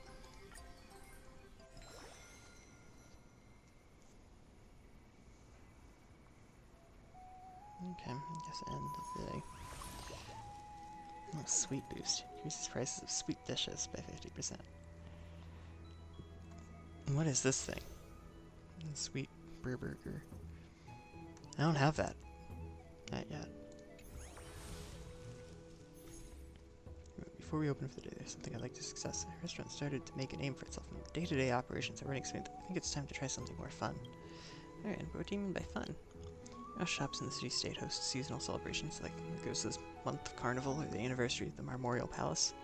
Perhaps our restaurant could adopt a similar approach, regularly refreshing the menu with enticing new dishes, or even revamping the decor. The key is to keep things fresh and exciting, and themed events. Yes, themed events. I need to get it. Everyone can pitch their own ideas for themes, and we'll decide by vote. How does that sound? We'll have the final say. If we suggest the chosen theme, we'll take the lead for that event. We'll rotate themes regularly, so it won't be too much work. Doors open. Feel free to speak up. So I'm kind of drawing a blank. It is hard indeed. Since no one's willing to step up, allow me to take the reins. Commemoration, leader of the first ever restaurant event. Imperator.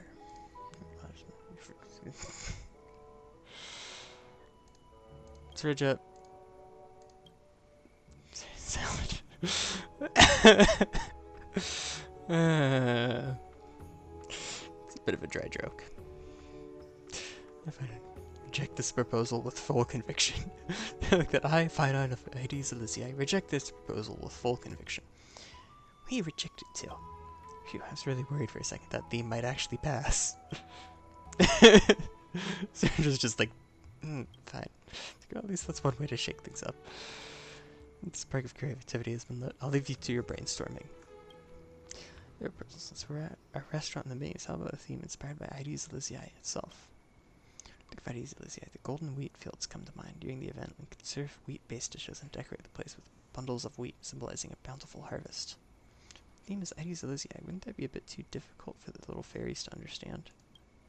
An idea. For the first event, it has to be something super appealing. Build a theme around the dish everyone loves. Can you guess? These are sweets. We know no one can resist the charm of desserts. And the theme will be Sweetie Festival. I think both proposals are on the table. I have to vote. One vote per person, so think carefully. In favor of Chef Finon's proposal, raise your hand. Me. Don't raise your hand. Oh dear, only Finon voted for himself. Truby's proposal, raise your hand. We vote for it. I'm sure I'll raise my hand. So it's Truby's only. 3 votes in total.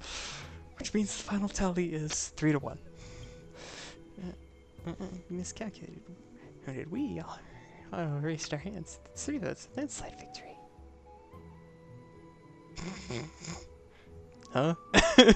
I yield. No one can win over Truby when it comes to voting. Then it's set. The restaurant's first themed event will be Sweetie Festival. The event leads will be Truby, Trian, and Trinan. Do you approve of this arrangement? You're held responsible if it doesn't go well, you know. Don't worry, we won't let you down. Rock, paper, scissors. I picked rock. I picked scissors. I picked paper. Oh no, another tie. We just can't convince each other.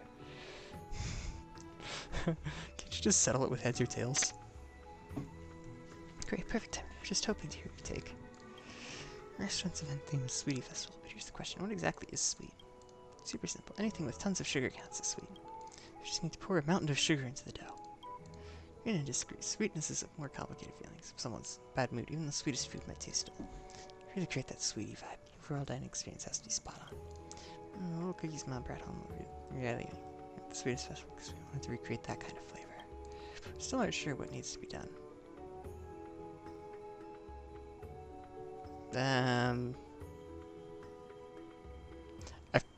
I don't remember which of these is which, so I'm just going to agree with Treaty.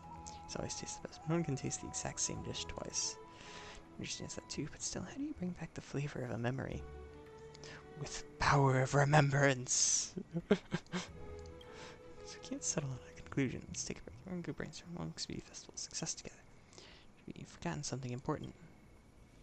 Speedy Festival needs sweet ingredients. Oh, hello, Cypher. Well, what do we have here? Could it be you're running into a little supply issue? From fruits of the bow to beasts of the field, I've got everything. Care to take a look? Cypher, you're here too. You want to cook something super sweet. Do you have the right ingredients? I've got plenty. Go ahead, browse all you. My stock's full to the brim. Satisfaction guaranteed. Of course, it'll cost you. Did you give us a discount for old time's sake? Oof, no can do. This place is smack in the middle of nowhere. Hauling supplies here takes a lot of effort. Enough talk, see for yourself, but no haggling, got it?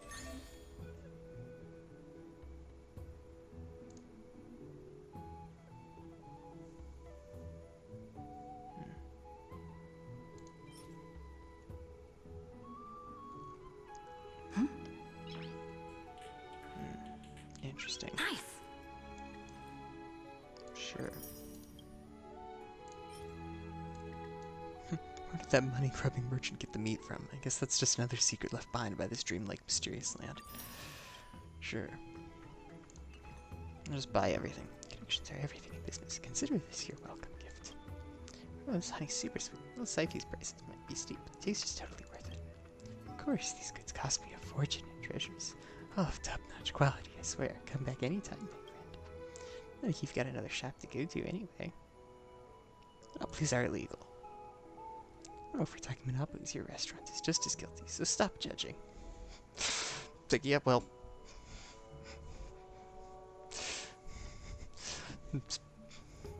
Because we're the only... yeah, well... It's because no one else has set up a restaurant. I guess you could also say no one else is selling stuff. So supplies. Nice here. Anyway, the little critters say your restaurant is quite something. Got anything tasty for me to try? I too. Want food from their restaurant, you gotta pay. Even you don't get a free pass, little Syphie. Oh, don't be so stingy, big mistreaty.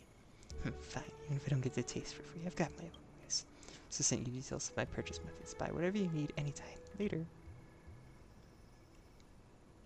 Oh, Syphie hasn't changed a bit. Still, now that we've got honey, we can whip up a whole slew of sweet dishes. Oh great, let's open for business.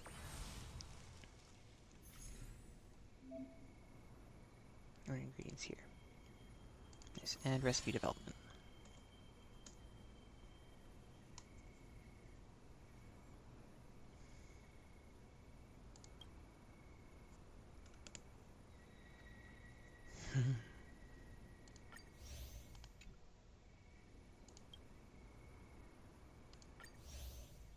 Blood fried meat.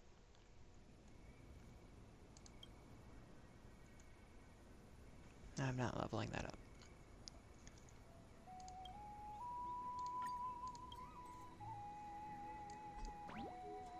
I will replace that with that.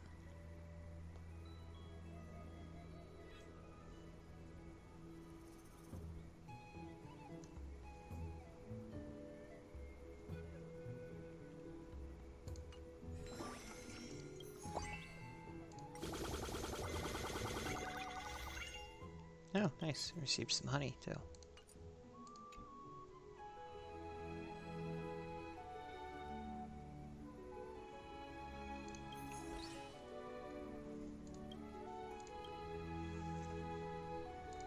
So that requires 2 wheat. That requires 1 wheat. This requires 2 tomatoes, and this also requires 2 tomatoes. So I want to make sure I have plenty of tomatoes.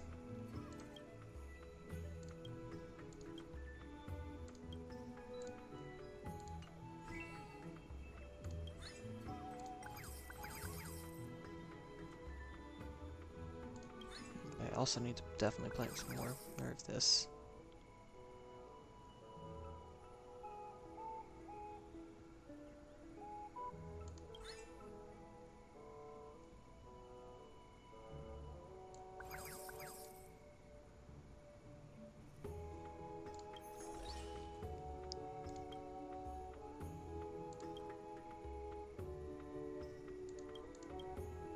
So lettuce, tomatoes, wheat, and carrots.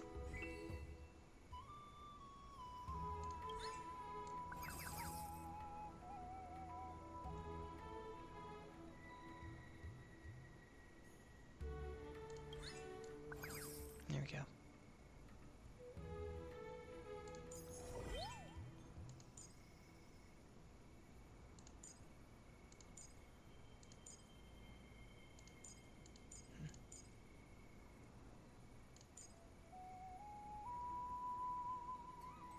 That's very expensive.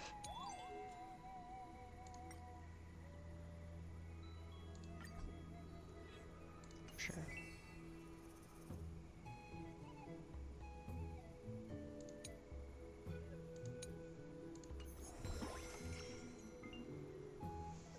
Nice.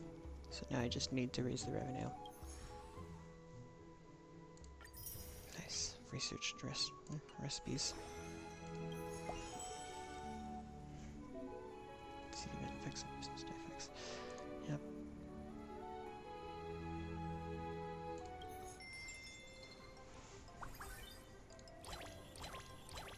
Okay, let's start making one of each thing.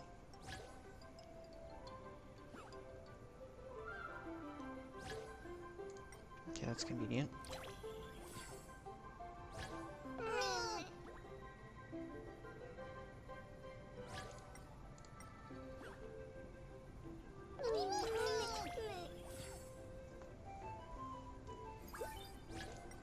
Exactly the salad I dreamed about last night.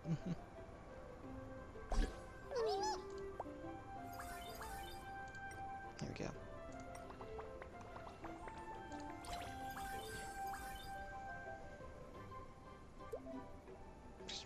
Might even order again.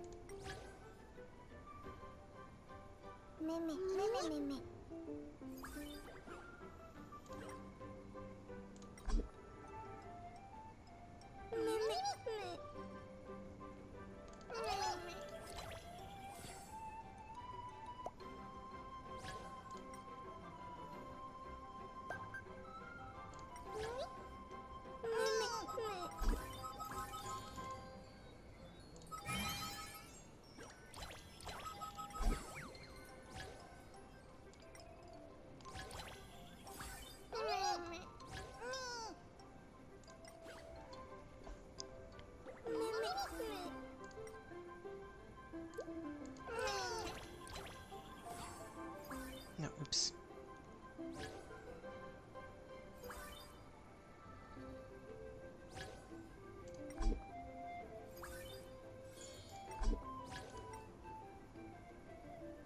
There we go. I could have done that a little better, I'm sure, but oh well.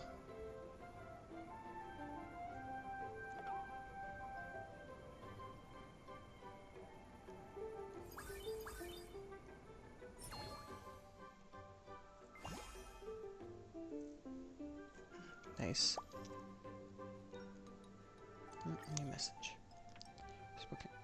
Reactions standing complete stand up 1 see below.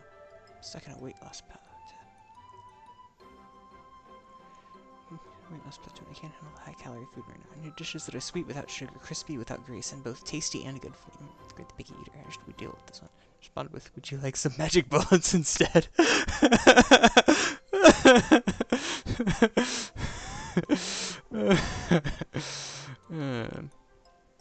Oh, and Axa, of course you would say something like that.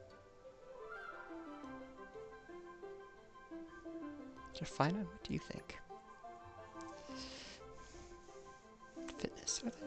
No problem, we can whip up a special high protein meal for their diet. We're out of cheese, I'll goodbye. Mighty also lift weights, use this for now. I added sugar water to help his here too his goat milk container. Mighty, huh?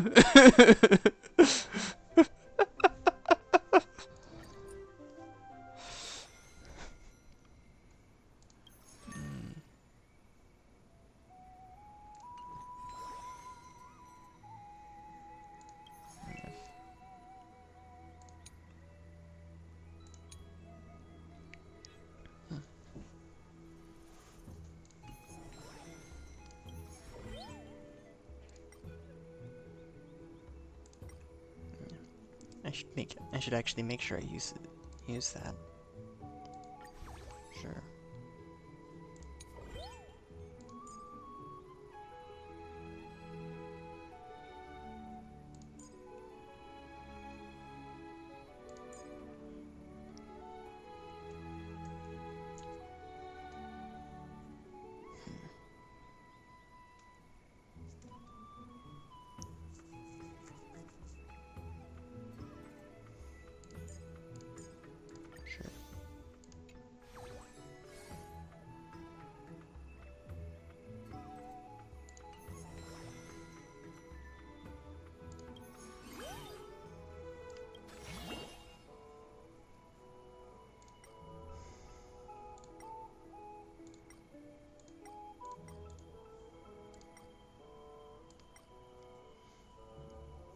I'm gonna be able to reach that point pretty soon. I was just curious what this would say. Okay.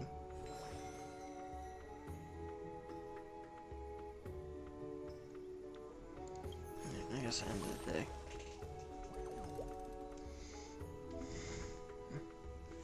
And the prices of certain flavored dishes will increase. Yep. Buy ingredients at the store. Yep. Let's stock up on more honey. And I guess I can buy a few of these too, just to make sure I have plenty. There. And the crops are ready to harvest. Nice.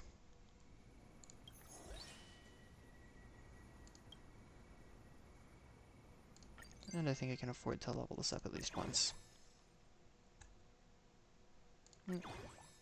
There we go.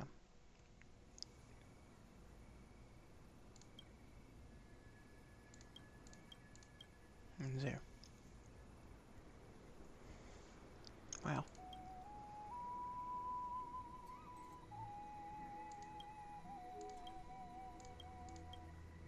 I'll need a bunch more tomatoes. It's the limiting factor on both of these things is tomatoes.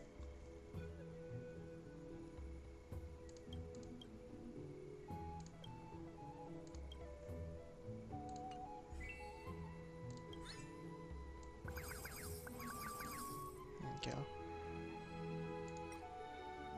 Okay, yeah.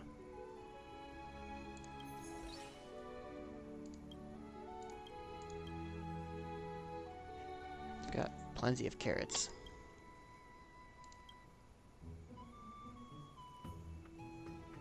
I guess I could get some lettuce and a little bit of wheat.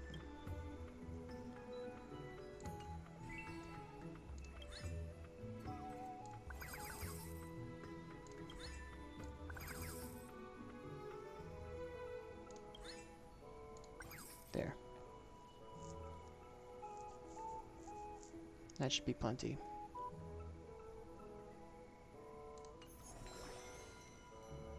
There's your handbook.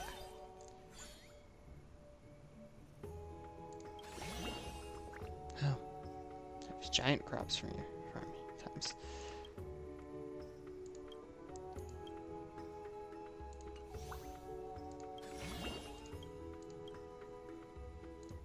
Okay.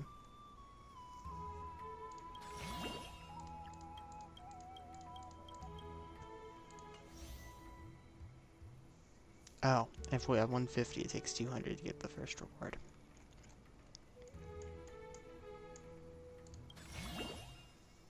Okay.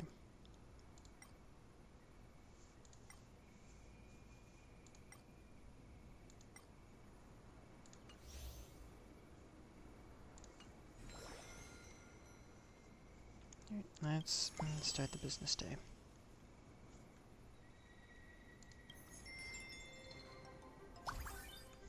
Automate skill allows staff to automatically deliver meals, clean, and place orders with the kitchen.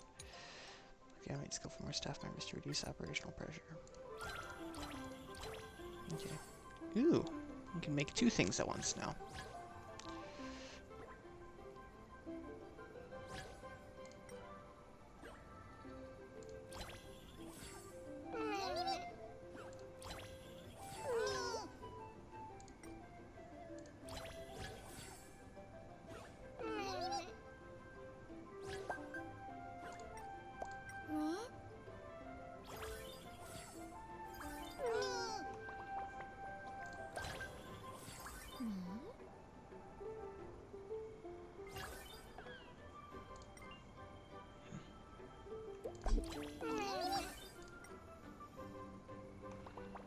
Okay, wow.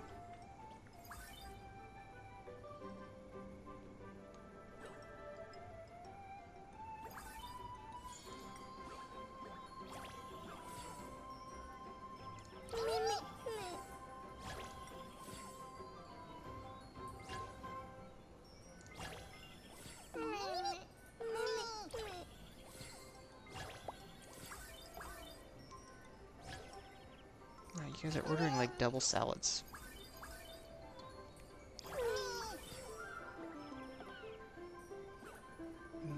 have the ingredients for that.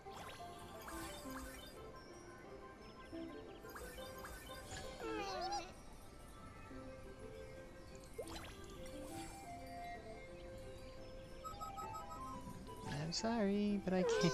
I ran out of tomatoes, so I can't get that. Ready? So, I mean, if you wanting a salad, yeah, you kind of have to. You just go. If you're insisting on this, it's like if you're insisting on one of the ingredients, something that requires tomatoes. Because, yeah. Berries are a bit undisciplined. Keep spilling customers' dishes. The kitchen situation is much better. Steaks frequently come out undercooked. This farm section is running smoothly, probably because Professor Anaxa runs such a tight ship. Simple, just make any fairy who doesn't follow orders plow the field. We need a performance review system. Regular performance reviews with appropriate rewards and penalties. Agreed. We could also add self-assessment and peer reviews to improve accuracy. Agreed, but our vote needs to count as 3. I officially object. Well, for it, I can't wait to give Professor a big fat fail.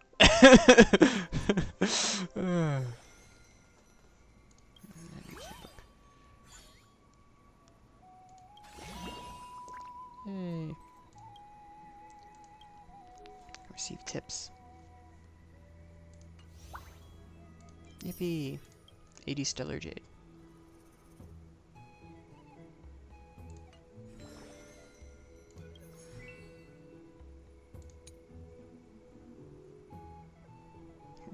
Yeah, 2 tomatoes.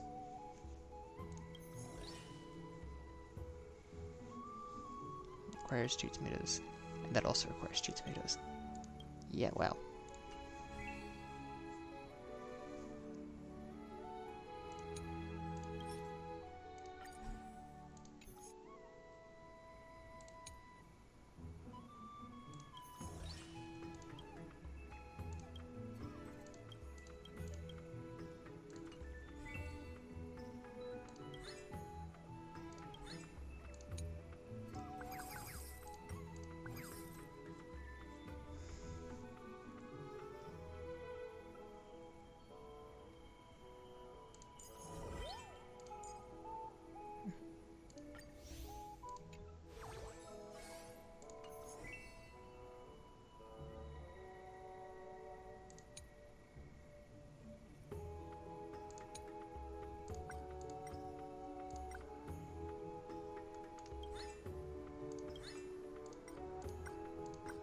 There we go.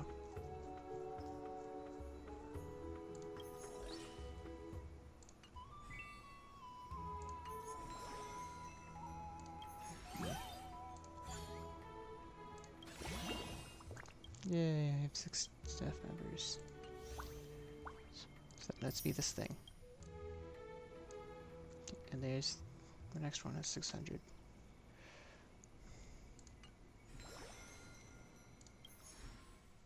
So, I spent enough fairy gold coins to get this thing. Oops. If I serve 3 more customers, I get this, and if I increase their rating to 2-star, I get that.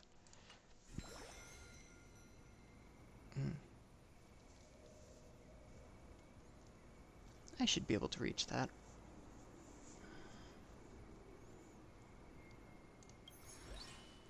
There's no recipes to develop.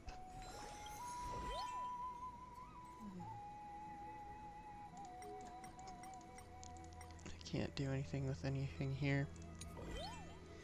I can't raise the levels of the staff. I can't hire more staff. So, yeah. Oh, okay. How long is this sweet thing running for? Today's the big day. The judges are coming. Trina, are you ready? Trian poured an entire jar of honey into the dough. She read a mountain of books and compiled tons of tips for making food taste even better. What about Treeby? Trian sighed. Treeby was out playing in the fields all day. It's not true. Treeby was working super hard too. Treeby just wanted to prepare a surprise for Cass. Alright, it'll graze up and about. Let's get today's business started.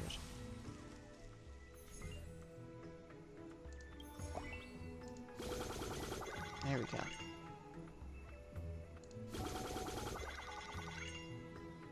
It's 29. There we go, yeah, 51. Hopefully maybe even some more. Yes. Nice, yeah, I've got 61 tomatoes. I should probably plant even more, honestly.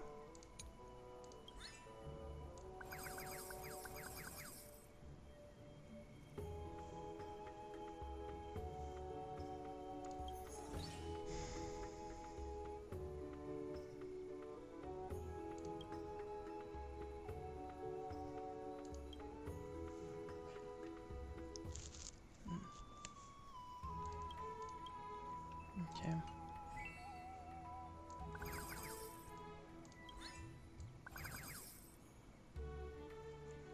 Go.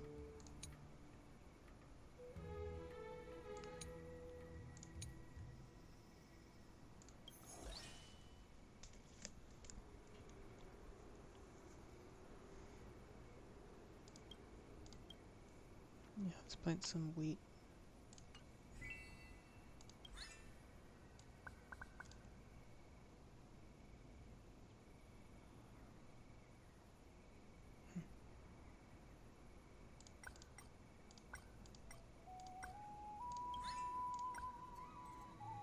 Yeah, it's nice that this doesn't.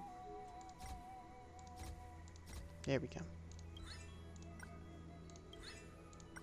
There.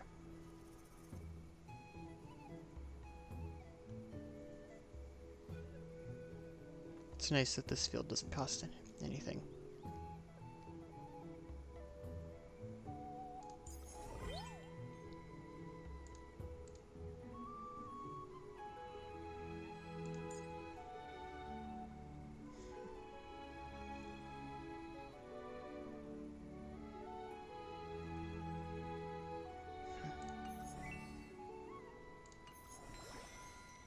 Alright. Events. Some special effects. Customers ordering set meals appeared. Okay, well. Oh wait, hang on. The store. There we go.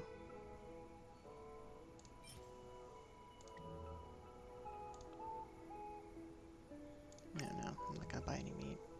No, I should buy. Just to make sure I don't. There you go.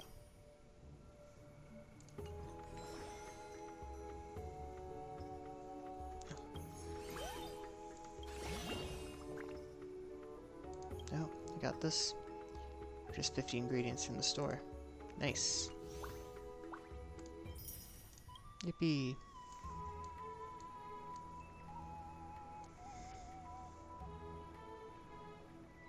So I need to get 1,100 more points.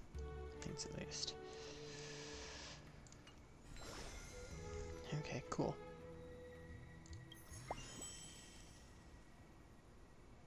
There we go, yeah.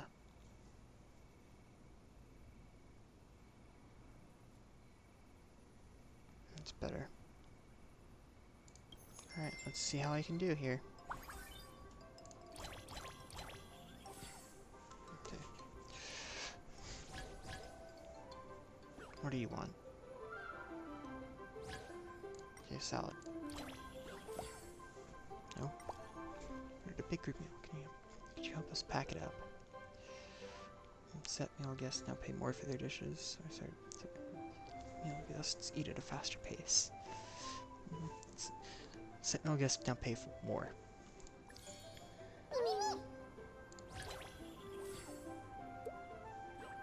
Sorry.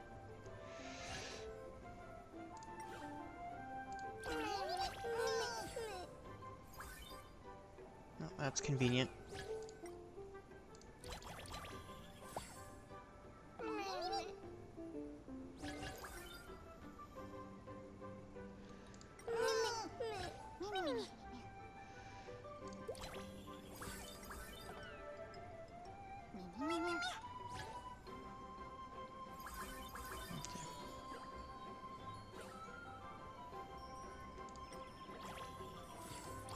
Oh, okay.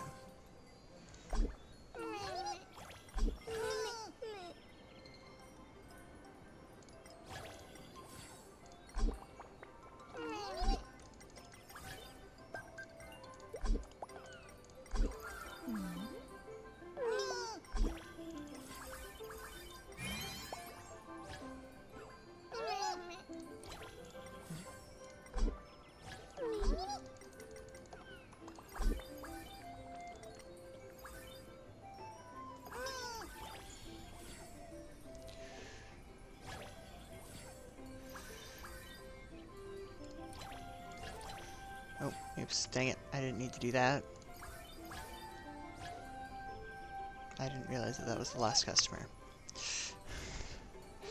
Why did I make this?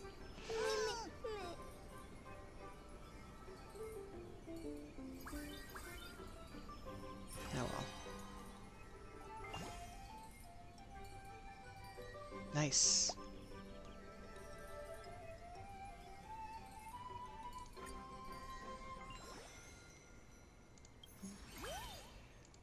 What's this? Oh, so I received. Handle 2 complaint occurrences. So let's receive tips, and let's stop 10 diner dash attempts. Okay, so I stopped 6 of them. If I stop 4 more. I haven't received any of those yet. Okay. Yeah, this. Ah, yeah, because I served now over 70 customers. Matter of fact, I've served 80.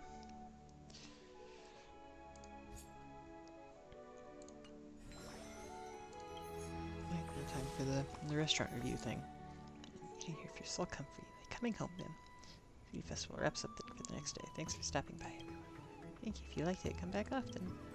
Your suggestions, write us a letter. Drop it in the little mailbox by the door. Thanks. Foodie festival's garnered amazing feedback. Everyone's been raving about us. Shout out to Treeby, Trian, and Trina, our 3 event leaders. Great job. Anything for our little fairies. For now, we've got something important to take care of. And we've hit our sales target. It's time for the food review. Let's bring some sweetie Misty Cass. Okay. Yay. Great, you ready to head to the food review? Let's roll. Let's go. Unweighted Michelin food review is officially back. Lately, the Trailblazers' Hearth has been getting tons of buzz in the Remembrance Maze. With delicious food and warm, thoughtful service, they've won over the hearts of our fairy folk. Their recently held Sweetie Festival was another big hit.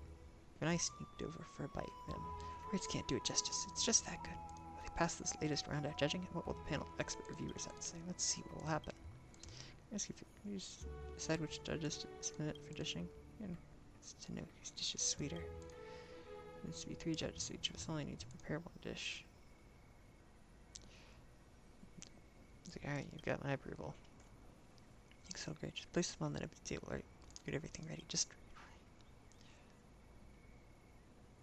Mim? It's not fair picking the same dish as Trian. Kinda feel this is to be expected. Each had her own take on what the Sweetie Festival means. If it's all pancakes, the taste can still be totally different. You see, help the judges out. Could each of you talk about your dish a little? And first, sweet food's gotta be super sweet, so Trian packed that pancake with a ton of honey. Also, Trian secretly asked did. Swing it over and over until the honey turned extra rich and sweet, not too heavy. Sounds like Trian's idea. Sweet food should make people smile the moment they taste it. We found improving ingredients and techniques. What about the other 2 chefs? You should have read in a book that great restaurants explain to their guests how the food is made. It helps them enjoy it even more.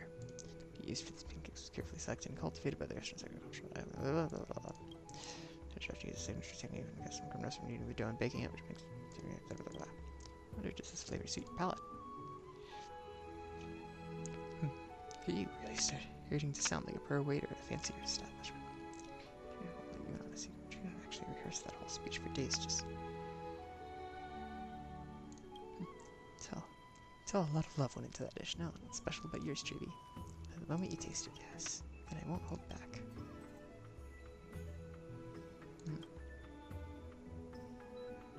Besides the crisp crust and the sweet honey, there's something else simply familiar. Wait, is this scent of Antilla flowers? Sweeter than yes, Treeby added Antilla petals to the pancake. Feel the heart of the Sweetie Festival is making people feel happy, but happiness means something different to everyone. You should tailor each dish to suit the gaze tests. This honey pie just for you, Cass. Dude, it tastes just like in my memories. Very much a taste of Idonia. Thank you.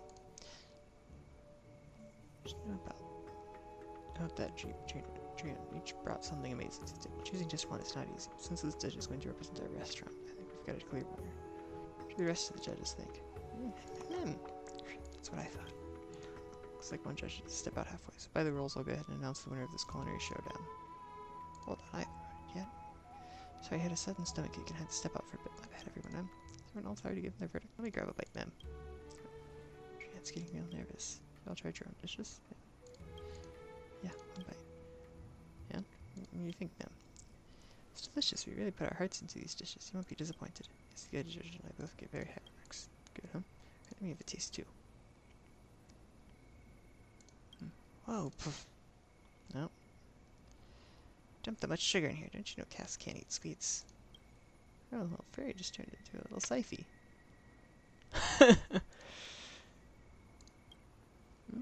The sound of this little creature's been... Caught you, you little glutton. Hey, I told you I had a way to score a free bite. Aside from the sugar overload, it's actually not half bad. Well, that was fun. I'll leave you to it. Catch you later. Cypher, you considered working at our restaurant? Nope, don't even try to work me into working in your restaurant. Or even holding a job. Not happening. Not now, not ever. No one's bossing me around these days. I do what I want, when I want, and I'm loving every second of it. Till we meet again. If it's not the case, I'm always open to business. See ya. Despite the little detour, Lady Cypher did give the dish high praise as well. Now, let's wrap this up. Let's accept this medal. Congratulations, the Trailblazers have passed the culinary review, now officially 2-star restaurant. Man, get up and shoot for that 4-star rating next. Hooray!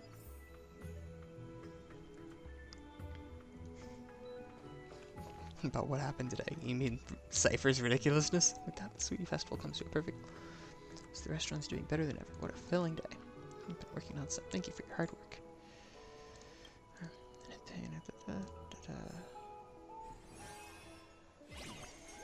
Yippee. Ooh, what is this? Double nut mooncake. Golden fries and chicken bites. Except that looks more like steak. Whatever. And then celery salad. Of course. Okay, so it's corn and cabbage. Ooh. Lemon. Which isn't used in any of these recipes. It's a soybean. It sure looks like a potato, if you ask me. Pop fruit. Greeny cabbage.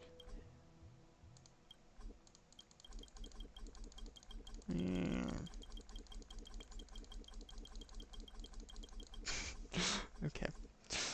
I was being silly. Base traffic +5, menu limit +1. Ah. So I have access to all 4 slots of the menu. 4 new faculty available, 4 new recruitable staff available, cultivatable land available +1. Phew, renovations are finally done. Come check out the restaurant's new look. Wow, it really looks like a top-tier establishment now. With that kind of drive, fine, you might have a future as a manager too, not just a chef. Hey, wouldn't that be lucky? I'd love to help out in any way I can. I can always depend on you. Now, since everyone is here, let's kick off the weekly operations meeting. Anyone want to start? Found something. After the Sweetie Festival, Drian gathered feedback from the little fairies, and there was this one comment worth noticing.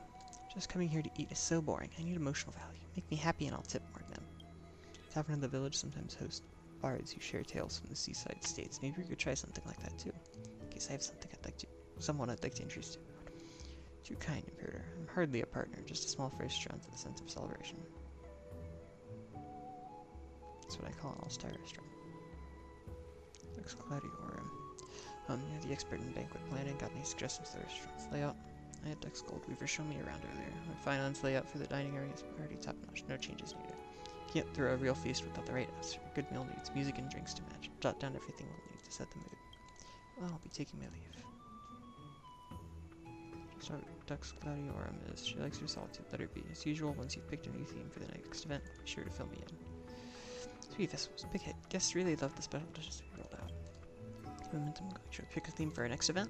We're centered around pots, just like a warrior treasures their sword. Chef's pot is their most loyal companion. Steamers, woks, skillets, you name it. During the event, you only serve dishes made without specific type of cookware. Objection. That's style over substance. How are we supposed to create a satisfying menu with a gimmick like that? It's just like someone held back by their weapon is unfit to be called a true warrior. Oh yeah, that's why you fight barehanded? Or is grilling the only thing people in Castum Kremnos know how to do? Watch your mouth. Don't lump us in with the barbarians. Enough. Save it for after the meeting. Stay on topic. Phew. What's with all that tension? Maybe we should just have you two co-run the kitchen. Some healthy competition might actually be good for business. Actually, I've got an idea. I want to make the next event a competition. Me and Mighty to go head-to-head in the kitchen. Fine by me, I'm in. Decent pancake, I'll give you that. But this time, I'm cooking up something that'll blow yours out of the water. We'll see about that. Just don't show up with another salad and call it gourmet. I guarantee this competition will definitely be the focus of this little fairy's attention. Settled then, you and me. 3 days each in the kitchen. We'll see who's a better chef. Heh, we'll see who's a better chef. Sounds fair. It's been a while since you cooked, so I'll let you go first. Heh. Hope your confidence doesn't come back to bite you. There's a lot of excitement in the air. And it's decided the theme for our next event will be, as the owner suggests, Chef's Showdown. Let's go. Snowy takes the first move, and Dee goes second. Borrowing your kitchen for a few days. No problem. You're bound to return it anyway. Okay, this was fun. I'm gonna stop for now, though. Whew. Let's see. Your very own restaurant in the crisis. It's a grand restaurant.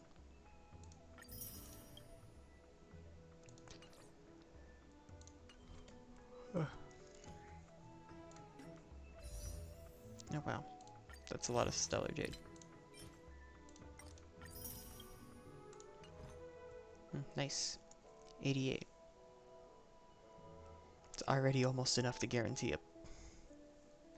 It's like, honestly, just doing the dailies at this point would be enough to get 90. Which would be like what I'd need to guarantee a poll, but then I have 17 pity currently, so yeah. Okay. Well, I'm calling it here. I'm getting a little tired. I hope everyone had a good day. I'll try and figure out who I want to raid.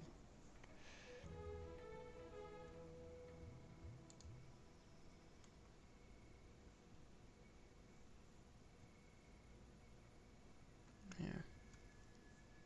No, should probably.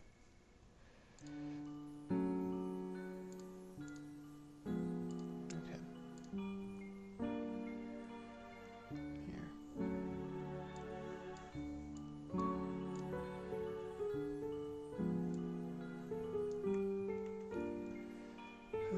Okay.